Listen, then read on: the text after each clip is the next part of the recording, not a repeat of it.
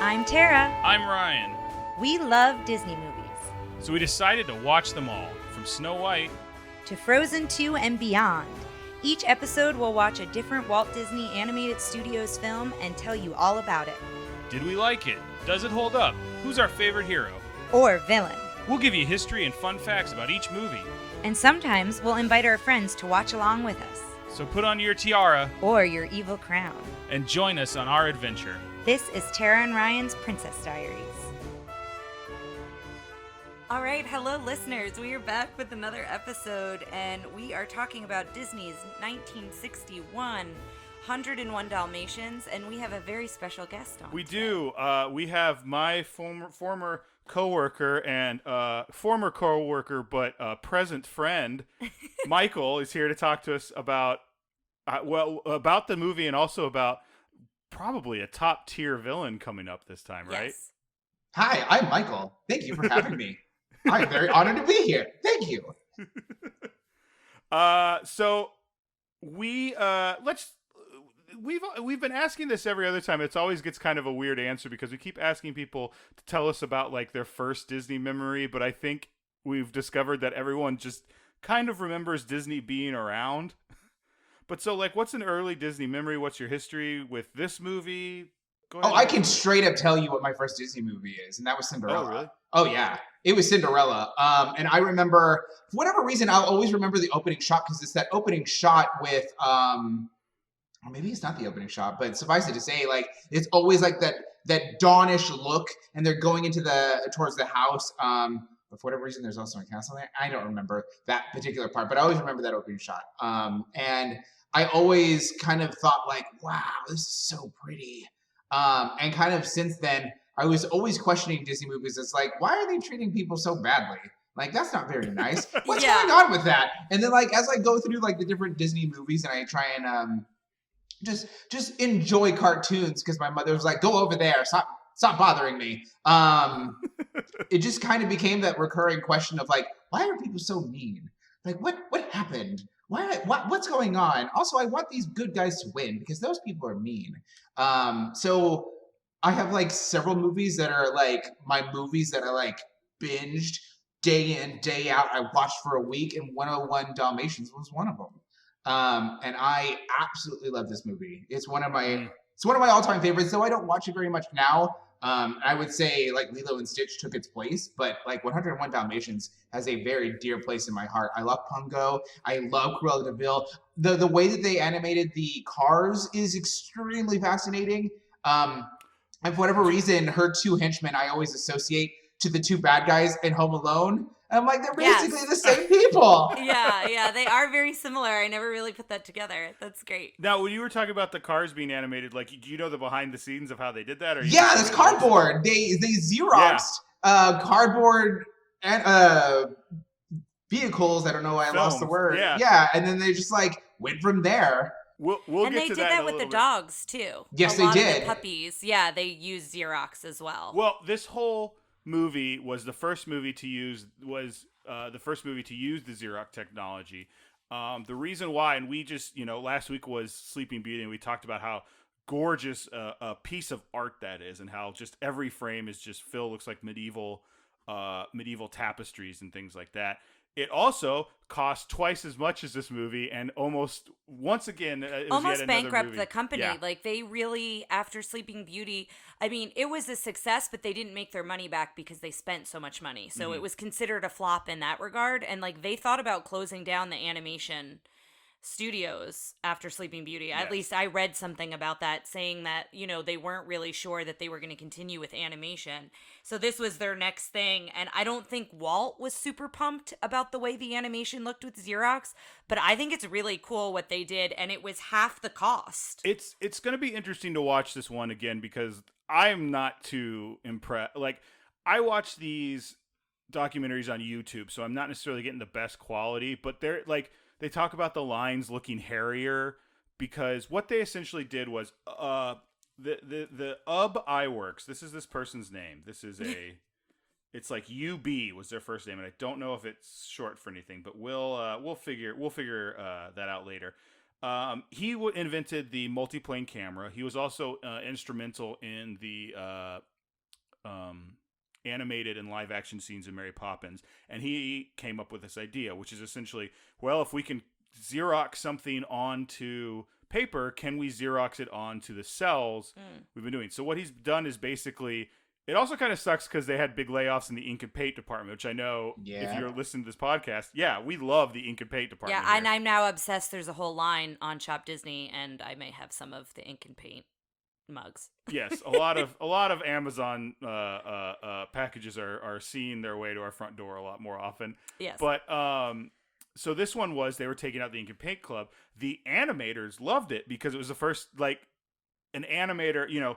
As Michael was a producer at the video game studio I worked at, and as somebody who works with artists, the idea of there being a step between my art and it seeing the public's eye can sometimes be a little contentious. That is an understatement at most times. that is, yeah. And if I can finish your thought with the Xerox, the animators really loved it because it allowed them to do far more quickly and get to the next thing. And that's what was most important in the pipeline is can I get to the next scene? What's the next scene? How do I reduce costs? How do I get this movie out the door? With Xerox, they were able to achieve all of that. And of course, just like you were saying, Tara, people were the greatest and the happiest when it came to the reception of some of the line art, but overall, the product ended up being way more cost effective, and you ended up still with an amazing story, and that ended up being a staple in more of the movies to come.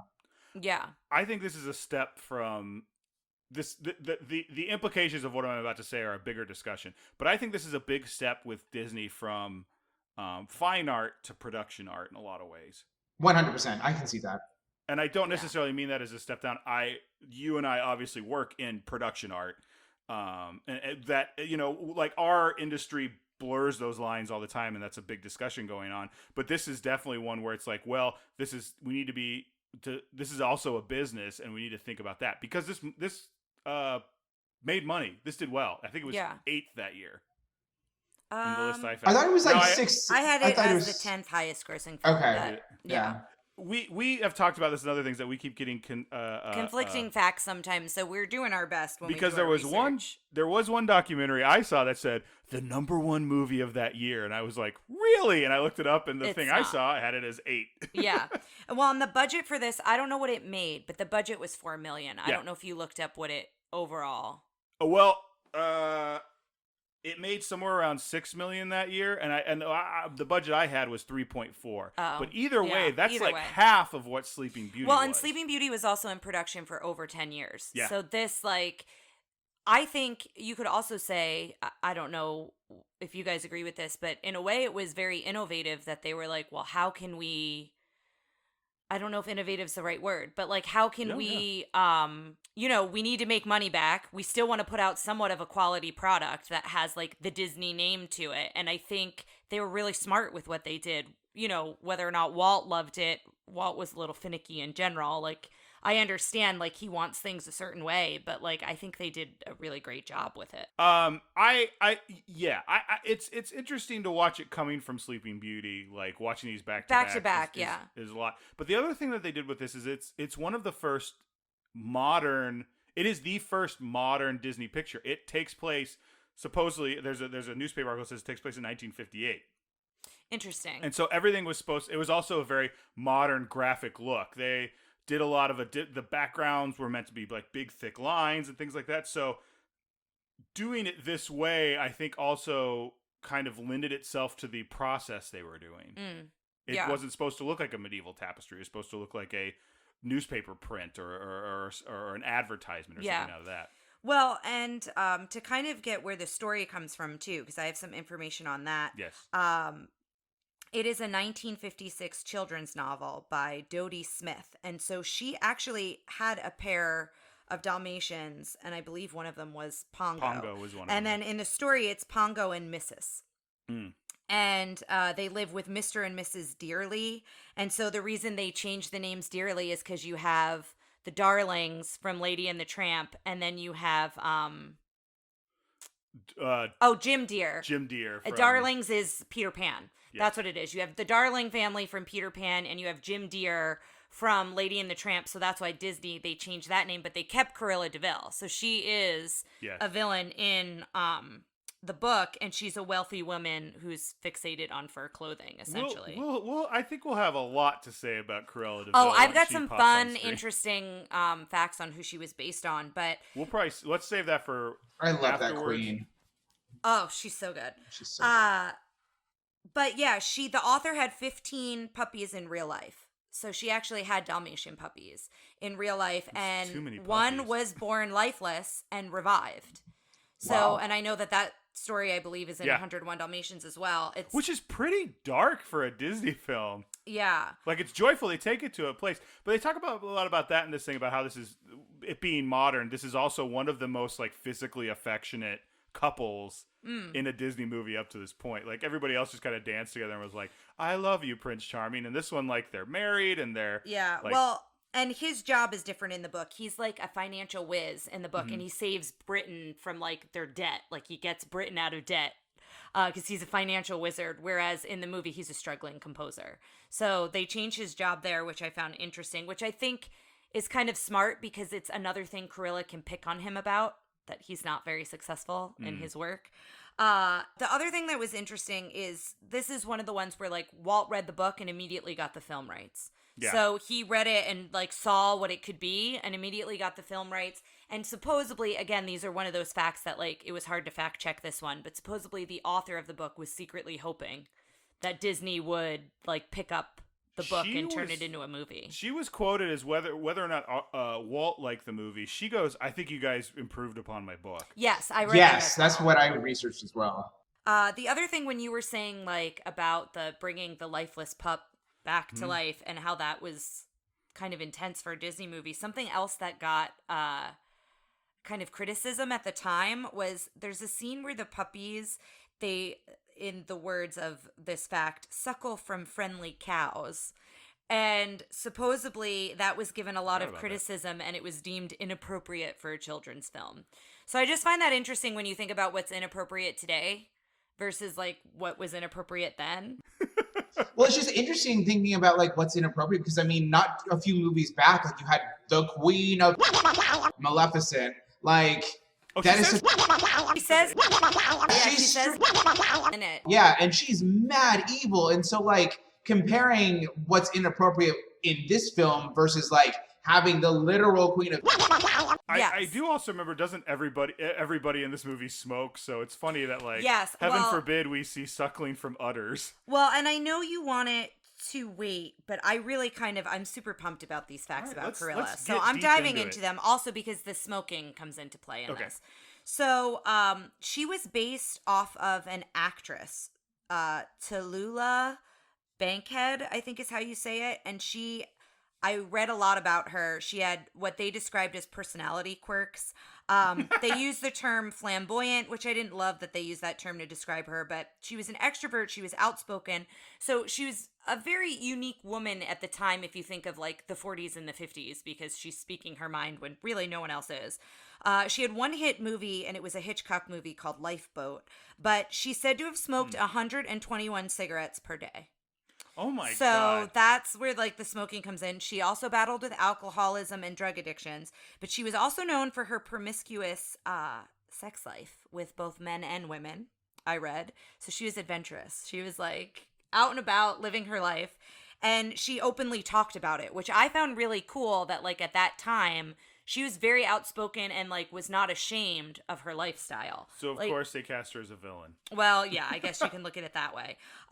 She was also quoted as saying, "I'm as pure as the driven slush," which I love that quote. I think that quote's fantastic. I love that. I want that as a bumper sticker. Yes, like so good. And so like if anyone like loves Cruella like I do, like definitely like look her up. She's also beautiful, very strikingly beautiful in the pictures I found. Now I was just on Wikipedia and like I looked a couple different other places. So, but I just found her really interesting as a person, and the fact that they base Cruella off her. I think Cruella is very eccentric, and like the way she's animated, like she's so tiny, but then she's in this giant coat, and Cruella just has a lot of, I think, characteristics where they didn't base her exactly off this woman, but I think they took the eccentric, but it's eccentricity. Is that how you say Eccentricities. that? Yeah. You nailed it. Yeah. It's every time Tara thinks she's like I screwing get up so a nervous. word, I'm she nails like, it. yeah. But eccentricities. Yeah, I think they took some of her eccentricities and like put that into the character of Corilla, which I found really interesting. You're right with the way she's animated. Like because Yeah. she seems so big, but she is so frail. She's so scrawny. She's like, like hers, but those big coats she wears and everything. And this was Mark Davis did the animating her. We talked about this on the Sleeping Beauty episode because he did Maleficent and then Cruella de Vil, and he said Cruella de Vil was the most fun he had working on a Disney film. And it was his last. After this, he left. But he just loved her because he said Maleficent was hard to do because she was so like straight and narrow and like very precise in her movements, and she didn't really have very many characters to bounce off of. Meanwhile, Cruella is just arms and like she's everywhere. She occupies. She fills every room she enters. She's got what is it, Horace and Jasper? Yes. Her henchmen. Which we'll go into this, but Tara has a couple connections to other versions of Horace and Jasper. Oh yeah, it's not out yet. Well, okay. So first, who played one of them in the Glenn Close version is Chaboy Hugh Laurie. Yes, that's right. I love the Glenn Close version. I don't know if like it is widely received overall, but I loved it when it came out. I know her performance is because I went down a little bit of a rabbit hole with that, and there was a lot of. She told a story on an interview where she was walking around and someone brought their daughter up to me and goes, "It's Cruella," and the poor girl was just like just like look at her. But then Glenn Close is like, well, I don't look like Cruella, so I didn't know what to do. So then I just went, like laughed at her, and the poor girl like ran away. That's amazing. But Glenn Close had a lot of good things to say about this character because she was like, it was such like the animators. I'll find the interview. It's a short like little 2 questions from an interview, where she's talking about how like she's praising the animators. She's like, I had a lot to draw on from this character. Yeah, and she plays it, I think, fairly different, but. It's interesting. But there is also a Cruella movie coming out. Do you know about this? I did not know about this. There's a Cruella prequel coming out, which when I heard it, I was kind of like, because it's Emma Stone playing Cruella. But I'll send you the picture they've done. She looks punk rock in a way, and it is gorgeous. And I don't know. I know it's been filmed, but I don't know like I think production they're in post. wise. Yeah, because Tara's second so cousin. it's I've actually never met him, so I don't want to like say that I've met him because I haven't. Best but friend it's and cousin. No, it's my dad's first cousin's son. So I don't know what that makes Paul it to Walter me. Hauser, who it was. But played he was Richard Jewell, and he was in I, Tonya. Wow. He's a fantastic actor. So if you don't know him, definitely look him up. But he's one of the henchmen in it. So, and I know he's done his filming for it because I follow him. But yes, I never met him, but I now follow him and I support him. And like my family is more connected with his parents than him. Big wrestling fan, so I like him. Yeah, but yeah, so I'm pumped. I don't know when it's going to come out. I've not heard anything. So I think with everything going on with COVID, who knows? But yeah, I have a couple. Yeah, what else do we want to cover? I have a couple like look for these things. Okay. I always like sharing those.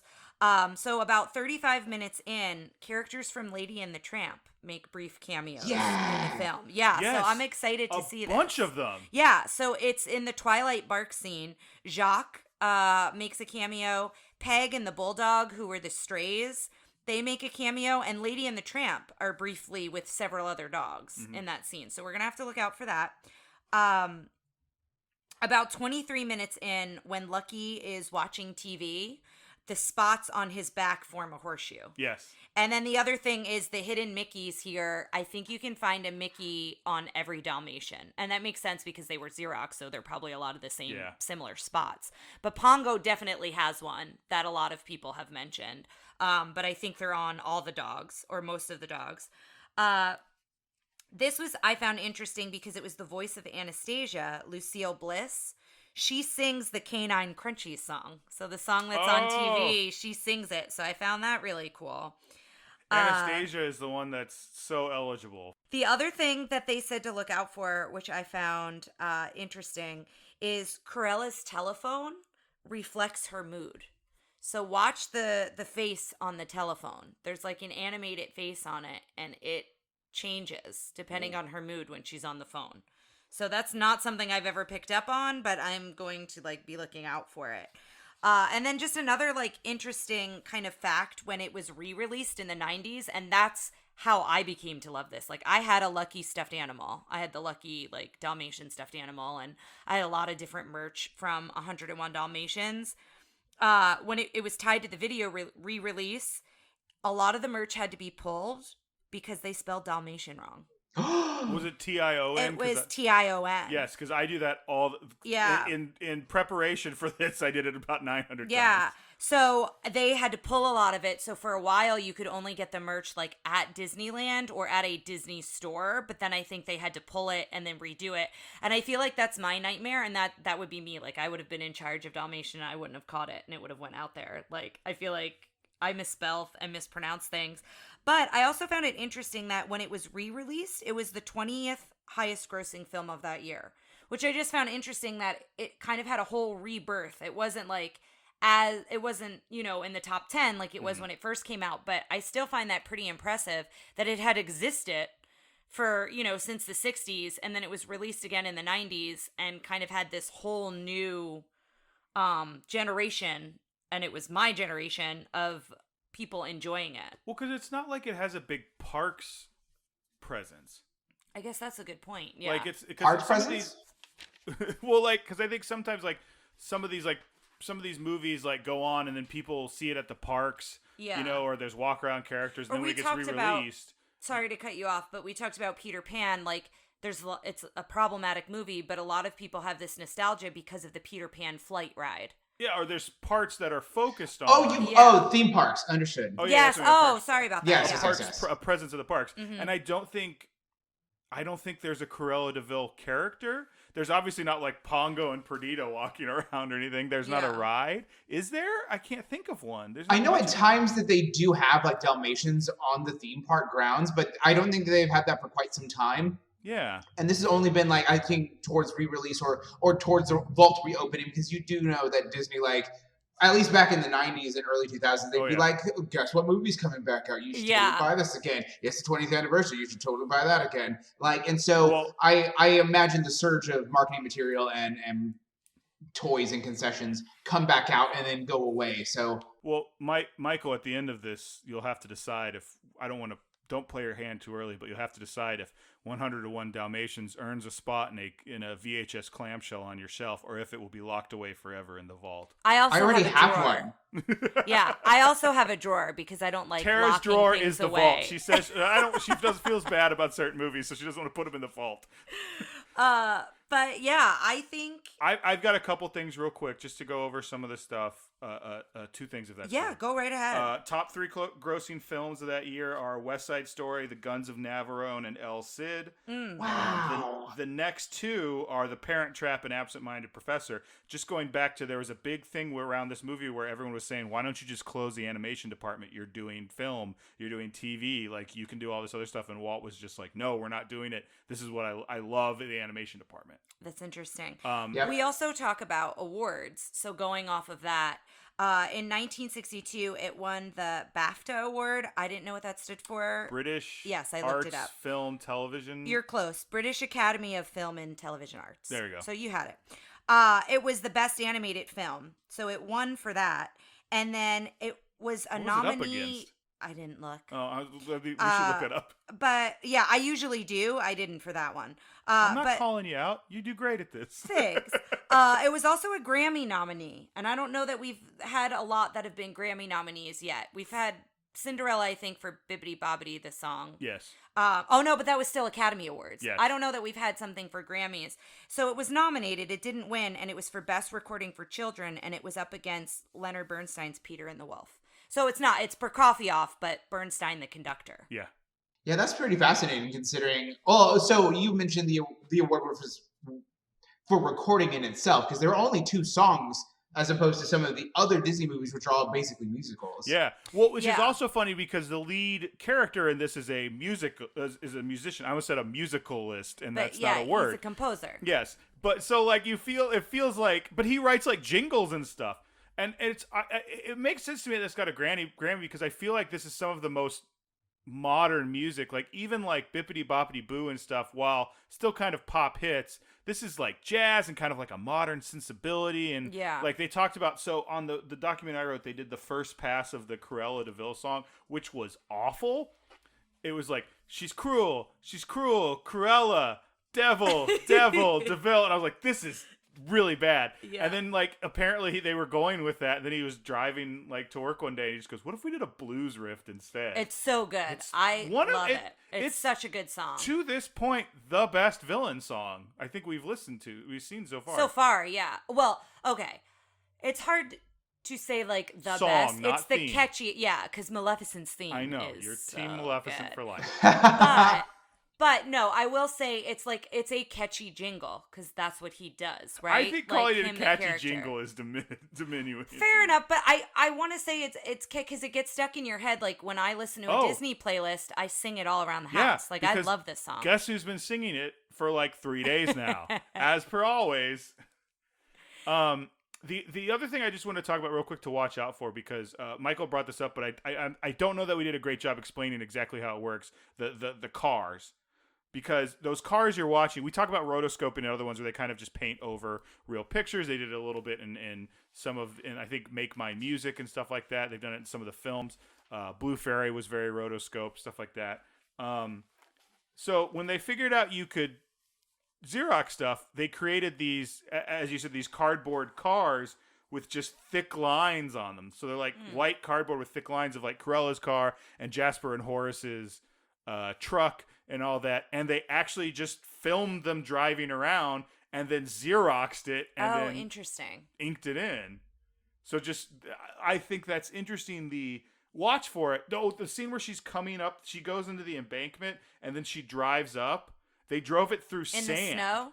In the snow. That's sand. And then they just repainted over it. So that's very, and I remember thinking about how not real they look, but different. Yeah. So that's going back to like, these are like technological advances, and while maybe these weren't the most artful uses of them, they were definitely a step forward into something, the next big thing. And I think the thing that I lost my train of thought on earlier was the word innovative. And I think you're very right, Tara. Like everything about this movie is very innovative. And the reason why it probably had the resurgence that it did is because it's a period piece. It's not a mystical land where somebody might get desensitized because I don't want to live in that fantasy world. This is a movie and a tale for pretty much anybody on a grounded level. And I think that's most encapsulated by the scene with the different dogs that match their owners, and everybody can relate to that. And this movie is extremely relatable, whether or not you're looking for the architecture, whether or not you're looking for the character development, whether or not you're looking for a bad boss or some rival that you have that's really evil and is bringing you down. Like, I think there's something in this movie for everybody.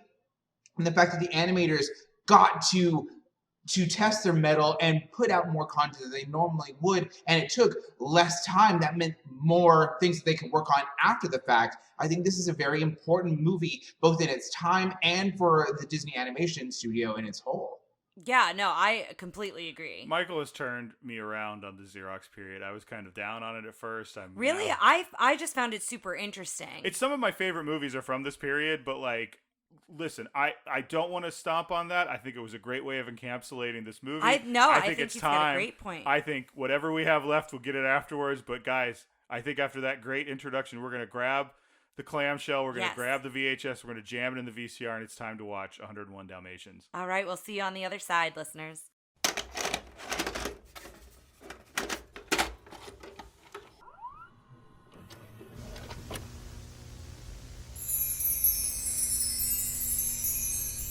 Hello, listeners. We are back, and I will say it was as great as I remember it. Like, I remember watching it a lot as a child, but I haven't seen it since I've been an adult, and I thoroughly enjoyed it. I got teary-eyed at the end, too. I know, you're getting all... It's getting misty.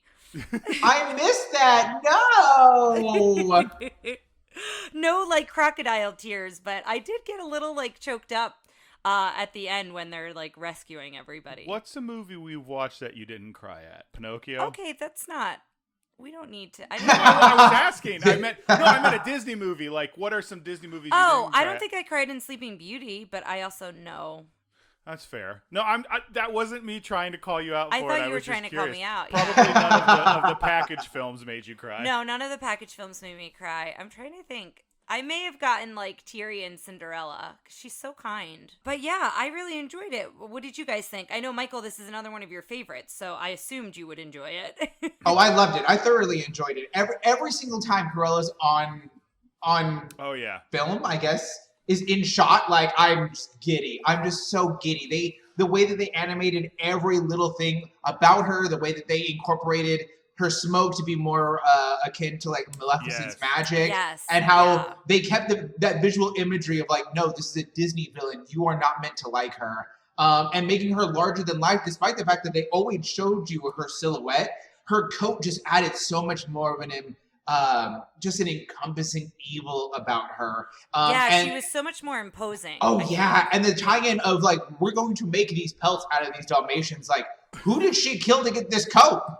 Yeah. Who died? Good point. Yeah. She's a trophy hunter. Not to jump ahead, but I always thought it was funny when she would walk up to the door, just be like, "Dude, very still, very Maleficent-esque." And then the second the door opened, it was like, "Darling, wild." And the second the door closed again, she's just, like the silhouette kind of like gave you this imposing thing, but then she was just so huge when she came into the room. Yeah.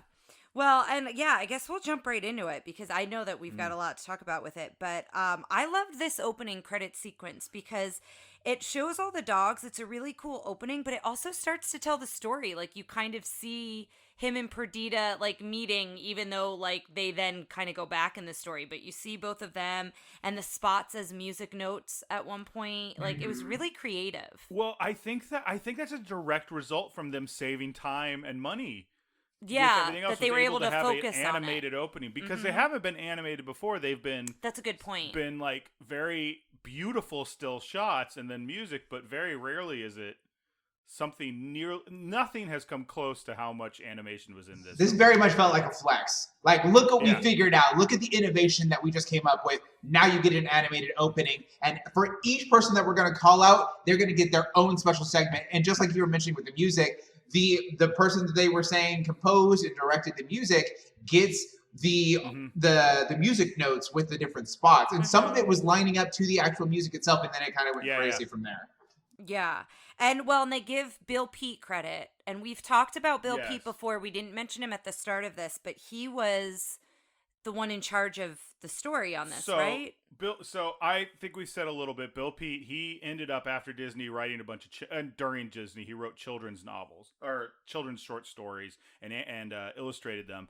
And I grew up reading a lot of them in my local library. There's the one I think I used to have was How Doofus the Dragon Lost His Head. There was Wilbur the Worldly Pig, which was a pig that had like spots that looked like a globe and things like that. But one of the books I really remember growing up was his autobiography, which is one of the most interesting autobiographies I've ever read because he illustrates it. Every page he does this illustration. Sometimes he finds old paintings he does and he puts them in there and that sort of thing. So I read that whole book last night. Now that sounds like a feat, but it's actually kind of written for a younger audience, so I kind of skipped through a little bit, and it was also a pretty quick read. But he started off as an in-betweener on, I believe, Pinocchio. He was an in-betweener. No, he's an in-betweener on Snow White, which is, as we've discussed on the show, is like sometimes doing like all the really simple animations to get from one place to the other. Then on Pinocchio, they started pairing him up with writers, and he would do all the storyboards for them. And he hated. There was one guy in particular he worked for on a movie where he sat around and did all the he was coming up with the story himself. He had all these sequences, none of which made it into Pinocchio. One where they went to this real weird world with like little monsters, and he loved drawing little monsters. Oh my gosh! So that movie was already wild. So he would start. They would bring these on for Walt and pitch them, and he started kind of doing it on his own. And it's a really interesting book. It goes kind of into more of Walt Disney as a person, how kind of weird he is. As someone who's worked at a studio that kind of had an auteur head of the studio, there's parts that are, he's wonderful, he's great. There's parts where he gets angry, but it's like more of this like force of nature you're dealing with. And I think that's a really interesting thing for Walt. When we're coming to 101 Dalmatians, Walt sent Bill the book one night. Like all of a sudden Bill just opened the mail. He's like, why do I have this book? And all of a sudden he gets a call from Walt. And he's like, you should watch this and you should read this and you should write it. So he basically did all the storyboards, but instead of taking other writers' input and doing the storyboards, he became the full storyboard artist for this. And apparently he did a lot of work on that. And he did, I think, Sword in the Stone. And then one day he just got mad at Walt and he left. And then 2 weeks later, Walt died or something like that. Wow. So he was like, oh, geez. Yeah. But didn't he also write it? He kind of wrote it as he drew it. So like that, or at least that's the way they kind of describe it. This is this collaborative process where you don't necessarily, you kind of get a script and it's kind of a story treatment, but like the real shooting script is also storyboards. So in the documentary I saw, they also went through his storyboards, and everyone talks about how this movie was, oh, this was all Bill. Like this, like you look at the storyboards and it's a completely different art style because he didn't have a very good Disney art style. He could copy it, and that's why he was an in-betweener, but he had his own style. So that somewhere there's a picture book that is essentially this movie in the Bill Pete style, which I really love. It's a lot of like pencil drawings and kind of smudges and stuff like that. I really like his style, but I'll put the book up. It's really good. So it opens the story in London, and what's interesting is when you hear the narrator's voice, I think that if you didn't know the story, you would think it's Roger who's narrating, not Pongo the dog, because he flat out refers to his pet. Yes. So before he says, no, not him, I'm the one over here by the window, like you could very much mistake them for it. So it's Pongo narrating and talking about Roger and how they live the bachelor life and how he's really looking for someone for his pet, for his owner, Roger. And this is where we first see pipe smoking. So there's a lot of smoking in this one. Roger with a pipe and then Cruella, but Roger's like smoking his pipe and like writing jingle, like just kind of messing around, and Pongo refers to him writing romantic songs, even though he really doesn't know anything about romance, that kind of a thing.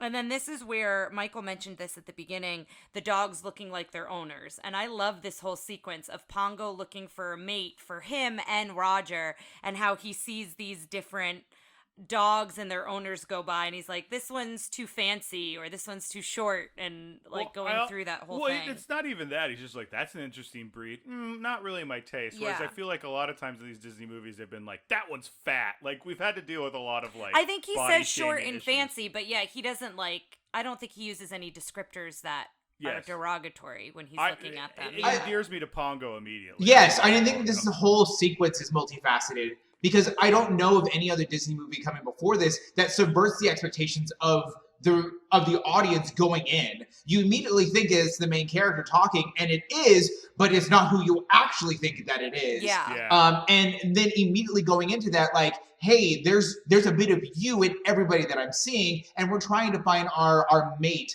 per se, to use their wording, and hey, that mate's not for me, this mate's not for me, and everybody can really kind of link themselves to that, of like either in a friend or a romantic relationship, and I want to find the right person. I want to see the person that I find most endearing in my life to be happy, and let's go make my pet happy. So let's buy them a new toy, or let's find them a new friend, and just setting up that stage of not only have we subverted your expectations, but now you know where you can imprint yourself and find yourself in the movie. Is really, really smart. It's so smart, and immediately just grabs you. Yeah, I agree. And it pulls you right in. And so as you're going through that whole sequence, and there's going to be a lot of these where there's sequences where we'll talk about them a little bit, but you really have to just watch it. Yeah, there's a lot of I think there's a lot of that in this. But I love how smart Pongo is, because he's like, he finally sees a pair that, you know, it's another Dalmatian, and he sees Perdita first, like, and that's who he's into, obviously, is the dog version of the pair. And then he sees the woman, he's like, oh, the owner, you know, is good too. And so he sees they're going to the park, and then he looks up at the time and is like, well, Roger doesn't get done with work till 5, so he changes the clock. Like, I love how Pongo kind of sets everything up. He changes the clock, he grabs his leash, and then Roger just assumes his watch has stopped because the clock on the mantle is different. And then they go into the park. And then I love the whole next sequence where they're looking. Just to touch on like one thing, like I think this also sets up a great amount of foreshadowing for who Pongo is and what tools he has at his disposal for solving the problem later in. Like, not only are they saying he can outsmart a human, but he is very knowledgeable of what's around him and what's going on. Yeah. Also the world, because I think it sets up this world where the dogs run things, but maybe not necessarily in charge. Like they're having more impact on the world around them than, possibly say Lady and the Tramp or something like that. Like Lady and the Tramp is like firmly in the dog world, and there's not a lot of like owner dog. Well, and you don't see the owners' faces a lot of times in Lady and the Tramp, and it's a view from a dog's view.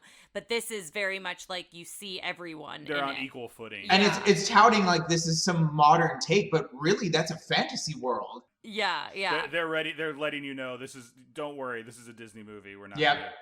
We're gonna be a little. And so the whole next sequence that I love too is when he takes Roger's hat and he's so playful. I love the way that they animate Pongo. And even in the beginning when he stretches, I'm going back, but when he stretches by the window, but when he's playing and he takes Roger's hat, and you can tell that Anita and Perdita are just like, in my mind, I think Anita's thinking, wow, he really doesn't have control over his dog.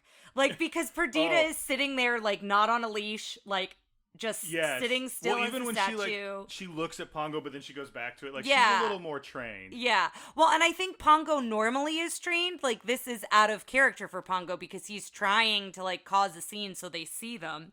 And then he puts the hat on the bench so to make sure that they see each other. And I love Pongo has a line, something like, and then they got up and left, and I don't know why. Like, they got up and left because you guys were being crazy. But it's just funny that he doesn't see it that way. Well, Michael was also talking about the side eye that Anita was giving. The side eye. Such good side eye. Yeah, I had that in a note. It was really good side eye. And then Pongo's like not having it. He's like, these two have to meet, and he wraps his leash around them, which like really overwhelms Anita. And like Roger seems really embarrassed and is like trying to apologize. Well, it's 1916's London. I'm sure like, oh goodness, dear me. Like, not very. And Perdita proper. is just like looking on like, I don't know what's happening. And so they lose their balance. And as they're falling in the water, Perdita tries to save Anita and like rips her suit. Like she gets like the cloth and the fabric, and they go into the water. And at first Anita is like super upset, and she's like talking about her suede suit and her hat and all these things. And they're trying to look for handkerchiefs to dry each other off. And then they just start like laughing at how absurd the whole situation is, which I think you can relate to in real life, like having that kind of like absurd situation. Like when one of you is trying to give a hug the first time you meet your future wife, and the other one goes in for a handshake, and then you go back and forth for like 5 minutes. And I went in for the hug, listeners. I'm proud of you. Thank you. I had been told on other first dates that I was too. I was like, they're like, you're coming in for a hug too soon. So I went, okay, this is the one I'm not going to do it on. And then she's like, hello! Like, big arms. I'm like, hi. And that's how we met. Yep. I wanted to jump in real quick with some stuff about Anita. Yeah, go Lisa right ahead. Davis was the actress, and she was in these documentaries I'm watching. It's in the 90s, so sometimes many of the actors have passed, but she was still around. She originally came in for Cruella de Vil, and she read the script, and she apparently went through this big thing. She's like, how do I tell Walt Disney he's wrong? And she was like, I'm so sorry. I don't think I'm good for Cruella. I think I would be good for Anita. And he was like, all right, read it. And wow, she that's did. He great. went, okay, you're Anita. And then so we talk about how they draw, figures for the dog, like they bring in dogs. They brought in Dalmatians, they brought in Dalmatian puppies all the time. But they also brought her in, and I believe also the one who played Roger, and they're like, just play with them. Go. Aww. Like, because they're like, we want to see how people handle them. We want to see that, but we also want to start giving you kind of like agency a little bit of your character and get into this, which I thought was kind of fun. So there's all these pictures of her with Dalmatians and Oh, that's awesome. That's really cool. And I also like about them, we'll talk at the end on our set of questions, but this is the first time, I think you may have mentioned it, Ryan, at the start, that you see like this loving couple. Like they dote on each other and they're sweet with each other, and they've got like an inside joke with each other, like their sense of humor. And I think as a couple, they play off each other really well. And I don't know that we've seen that strong characteristics up to this point. I like it a lot. I know for some reason I started that sentence sounding like I wasn't into it. But I really I like that. You said, I think they sure got married real fast. And I think it was to get us to this like energy of, they're a married couple, they're together. Like, the point of the story isn't them falling in love. Yeah, and essentially them... It's a family story. It's not a falling in love story. True. So we need to get past that. And after we see them in the water and they go back then it's like they get married. Like the next scene is in the chapel, It's I the believe. chapel, and it's them Yeah. getting married. And it's really cute because, like, when you zoom out on the window, it's them getting married, and then it's the dogs at the window, and, like, Pongo's putting his hand, like, they're taking vows together, which I thought was really sweet. And then I think the next scene is a similar window shot as we saw earlier of Pongo, but now it's Pongo and Perdita. And they're in a different house. And they look happy, Yeah. and Perdita puts her head on Pongo's. Like, it's fun. Pongo, I think I also like, possibly because I like Roger because they're similar. Yeah. But they have a very big, like, dad joke energy, and I really Oh, like that definitely. about them. Yeah. Like Tramp, I like Tramp. Like, having seen both of them, I like Pongo better because I think Tramp was like, I'm a tramp, and all the ladies and love Tramp me, and wanted- Pongo's like, Yeah, it's kind of a Tramp goofy also dog. like was trying to like not be owned. He's Yes. like trying to persuade dogs to like be free and not Yes. have an owner. And this is very much the opposite of like the dog loves the owner, vice versa. He's like happy they're in pals. his Yeah. married life. Like, he wanted to get out of being a bachelor like immediately. Yeah. And so then that's when we see Nanny the maid, who I also love. She's hilarious, and I love their housemaid, I guess, for lack of a better term. I don't know. Her name is Nanny. They Yes. refer to her as Nanny, but Explain to me how they are in financial trouble but can afford a 2-story like row house in downtown London and a nanny. I think Like, it's is that implied what I that heard? Anita has money. Like, her family comes Oh, okay. from money. But the deal is Yeah. that now that she's married, it is up to Roger, because of the time, to Yeah, pretty much to- provide. So I think Nanny is more of a, like, for lack of a better word, like, part of the family? Or Yeah. like, I don't want to say passed down because this was a person. Yeah, but, like a she dowry of some sort. Like, I don't Like, think it it's may be anything like- like that. Well, it may be like, oh my God, take my nerd card away. What the heck? Alfred. Maybe Yes. like Oh, Alfred yes. who just comes with the, got passed on to Yeah, Who people. serves the family. Sorry, you just said earlier, like, she may have came from money. I didn't think of that. I just think it's funny because I think we talk about prequels and how it's like, why did we get this prequel? Why do we need it? And the Cruella movie that's coming out is going to be a prequel. And the more I thought about it, the more I'm like, I do want to know. yeah, well, because why they did she- mentioned that they're schoolmates. Yeah. They mentioned they're schoolmates, but that's about it. So I am like super fascinated to be like, it very much was like Cruella bossed Anita around. Like, it's clear Yeah, that they're, like, that roommates, was that yeah. relationship, that Anita kind of did whatever Cruella said, because not to skip ahead, but later on when Roger is like very firm about like, he's not very firm, he's nervous, but he tries to be firm, and in the end is like, we're not going to sell these puppies. Anita was like so proud of him because Yeah. I feel like it's something she can't do. She can't stand up to Cruella because of their like past relationship. Yeah. And can we also mention how positive that is? Like, I don't think that Yes. we would have seen that type of dynamic in any other relationship, even in a Disney movie for that time. Like, this is a very empowering relationship movie in terms of like, hey, I want to know what you need, and I want to support you when you do something that is outside of your normal comfort zone. Good job. Yeah, Disney. yeah, no, I agree with you. And so this is kind of how we see the maid, and I love on the wall, instead of pictures of family and children, it's just pictures of the two dogs and like many different. We don't have a picture of Lady in this room, I don't but think we we- do not have in this pictures of room. Lady.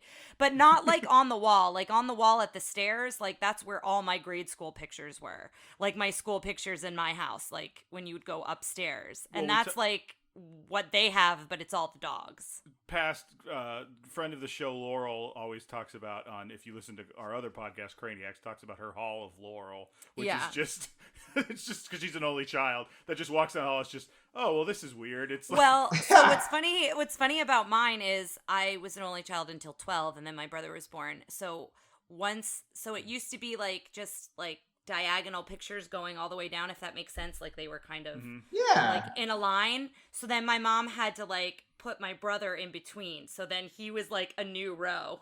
And so it like like when you write a poster in grade school and you start the first And the like, you bubble write, letters are too big. Homecoming, and like Yes. the H and the O are really big, Yeah. and then like the I and G is squished in. it wound up looking better once there were more pictures of him, right? But you had to wait each year, like if it was like Yeah. a yearly picture. So yeah, for a little while it looked kind of weird. That's funny.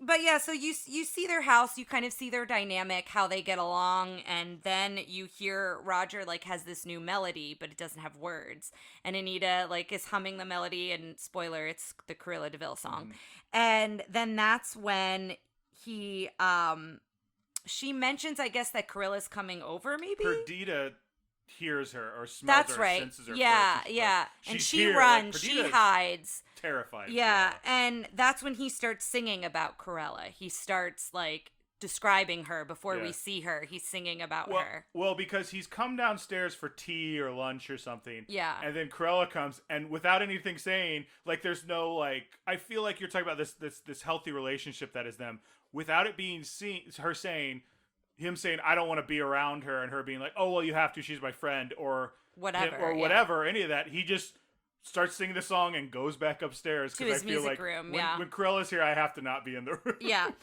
I just think this whole scene leading up to when they finally reveal Cruella is just brilliant in terms of both executing an exposition, but also giving the audience, like, this is what to expect. You're still going to be surprised, but this is what you should expect. And I just... This is the chef kiss. Yes, yeah.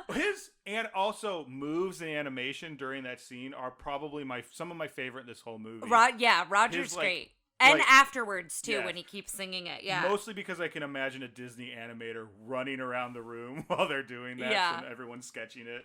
And so we talked about this earlier, but the shadow at the door, like, you see her shadow through the window of their door before you see her, and she looks so imposing because the coat is part of the shadow, like, it's part of her.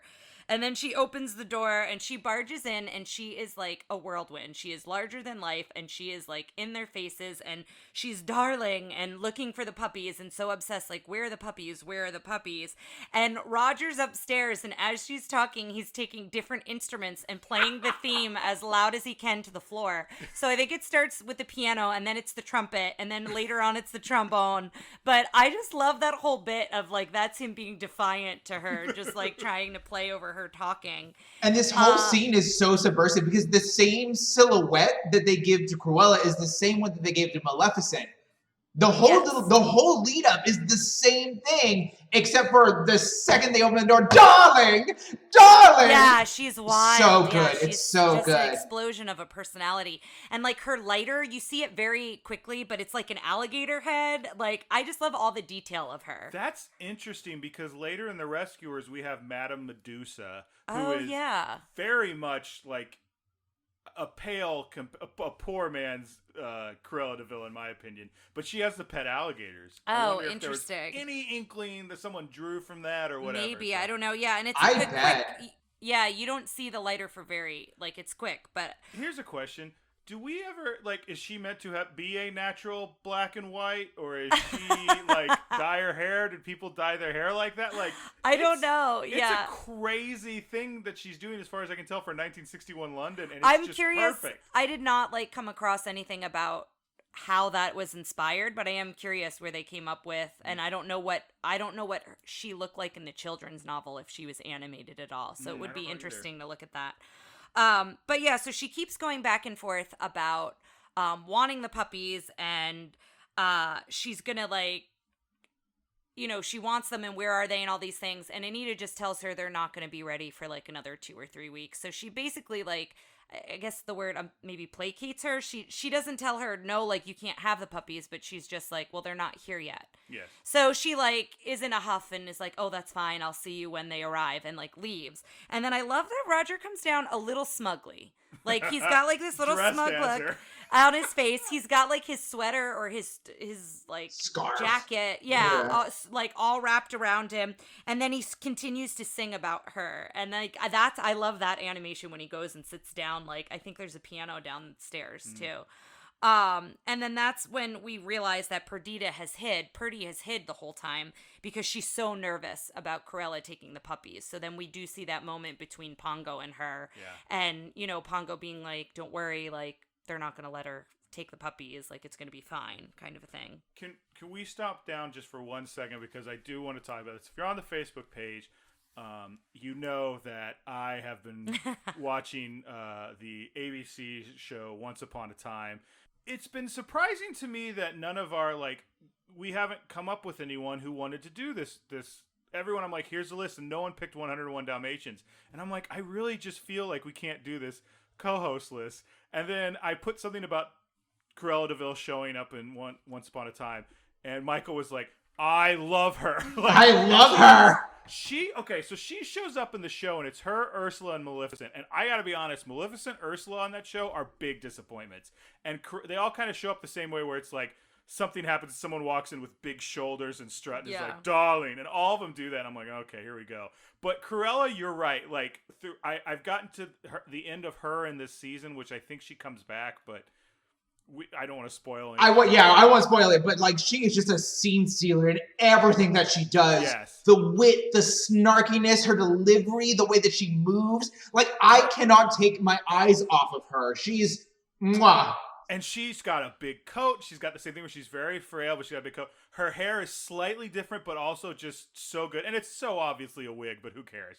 And then the one thing I will say about this character that shocked me is because every single bad guy that shows up in this show, the evil queen, Captain Hook, let's have an episode where we finally look at their backstory. Oh, boo-hoo, something happened to them. They were misguided. So they start doing the Cruella de Vil backstory, and I'm like, oh, cool, she's gonna have some like tortured backstory. No, she was a murderer too back the whole time. It was awful. And I was like, at first I was like, oh my god, and then I was like, yes, exactly, this is how it should be, perfect. So I don't know if you have anything else you wanted to add to that. Her car is also fantastic. She's the only character the only villain with a gun. It sounds like they pulled a lot of traits though from the animated version of her and kept them, like they put their spin on it. I've not seen the show, but it sounds like it's more true to how she is in this.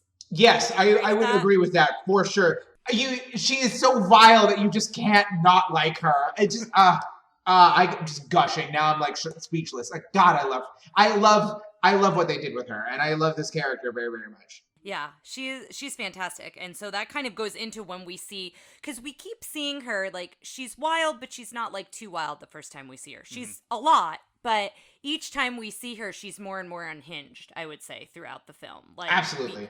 We like, see that happen. So it's a stormy night, and you've got Pongo and Roger waiting at the door, and I love this, like, Roger is, like, puffing on the pipe, like, very anxiously waiting for the puppies. They're both so nervous. It's very reminiscent of when you think of when men weren't allowed in the delivery room, right? And they're waiting. It's exactly that's what it's supposed to be. There's a bit where Pongo licks him and he drops the pipe and catches it. And they talk about it in the documentary, but he does like this kind of juggling with his hand. And the animation there is just so... It's so good. You should, like, if you watch it after you listen to this podcast, guys, check it out when he kind of tosses the pipe. Yeah. And so then that's when we find out that the nanny keeps popping in. I don't know if she starts with 10 or maybe she starts with 8. She starts with like 5 or 8. She keeps giving updates on how many puppies. And then eventually it's 15. And Pongo looks like he's drunk. Like his eyes get all swirly and he like can't really walk. And he's kind of overwhelmed. And Roger's like, Pongo, old boy. Like he's so proud of Pongo. And then Nanny comes in and it's so sad. Like she's like, oh, we lost one. We're at 14. And she gives Roger the puppy all wrapped up. So we don't actually see the puppy. We just see the blanket. And so Roger's like trying to explain to Pongo that sometimes this happens. And then all of a sudden he just starts to revive the puppy. And then he's like, they're both so overjoyed because the puppy kind of, you see the little pink nose come out of the blanket and you see that the puppy's okay. Mm-hmm. And so they're all rejoicing. Anita comes out. And then that's when the lightning strikes and Cruella is back. The storm and it is you didn't really know was there. It is such a good like second entrance. Her first entrance is great. This one is just as good. And she comes in and she sees that they have no spots. She calls them mongrels. She calls them little white rats. And she wants the whole litter. So this is when she's like got this wild laughter about Roger's songs and about how like, look at this house you live in. And she's basically just like demeaning them in every way possible. And it's just like, you need this money. Yeah, like, well, she goes, how are you going to take care of him? And she's like, we'll be fine. He goes, oh yes, Roger's songs. And like Roger's over in the corner, just arms crossed. Yeah. Like hates that he has to be in the room with her. Yeah. And then she's like trying to write the check and the pen won't work. And then she's shaking the pen and then the ink splatters all over Roger and Pongo. So Pongo has more spots and now Roger is spotted. And which I just think is the cutest thing. Like the dogs are together and they don't like what's going on. Exactly. And so Roger then like gets up the nerve and you can tell he's really nervous. We mentioned this earlier and he's very much like, we're not selling them. Like you cannot have them.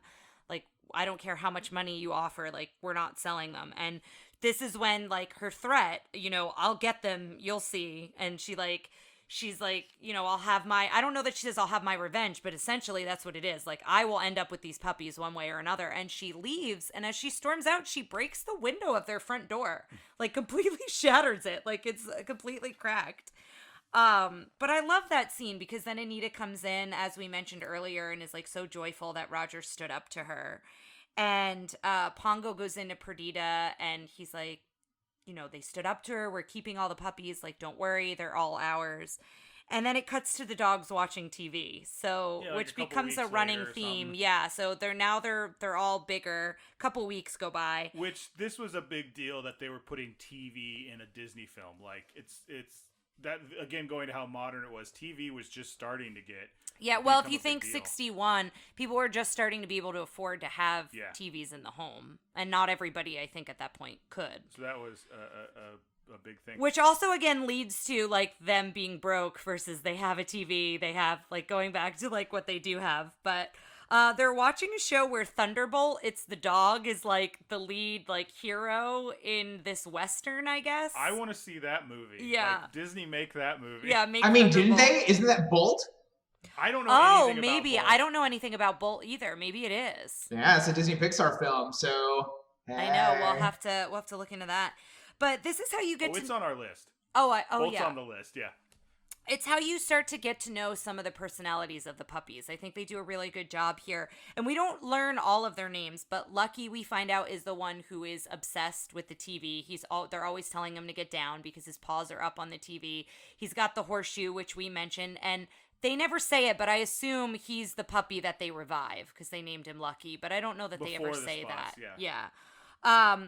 Then you've got Rolly, who's a little roly-poly and is always hungry and always looking for food. You've got Patch, who's got the one spot on his eye, and he's kind of aggressive's the wrong word, but he's like trying to be tough. He's He, like, scrappy. yeah, he like plays it tough.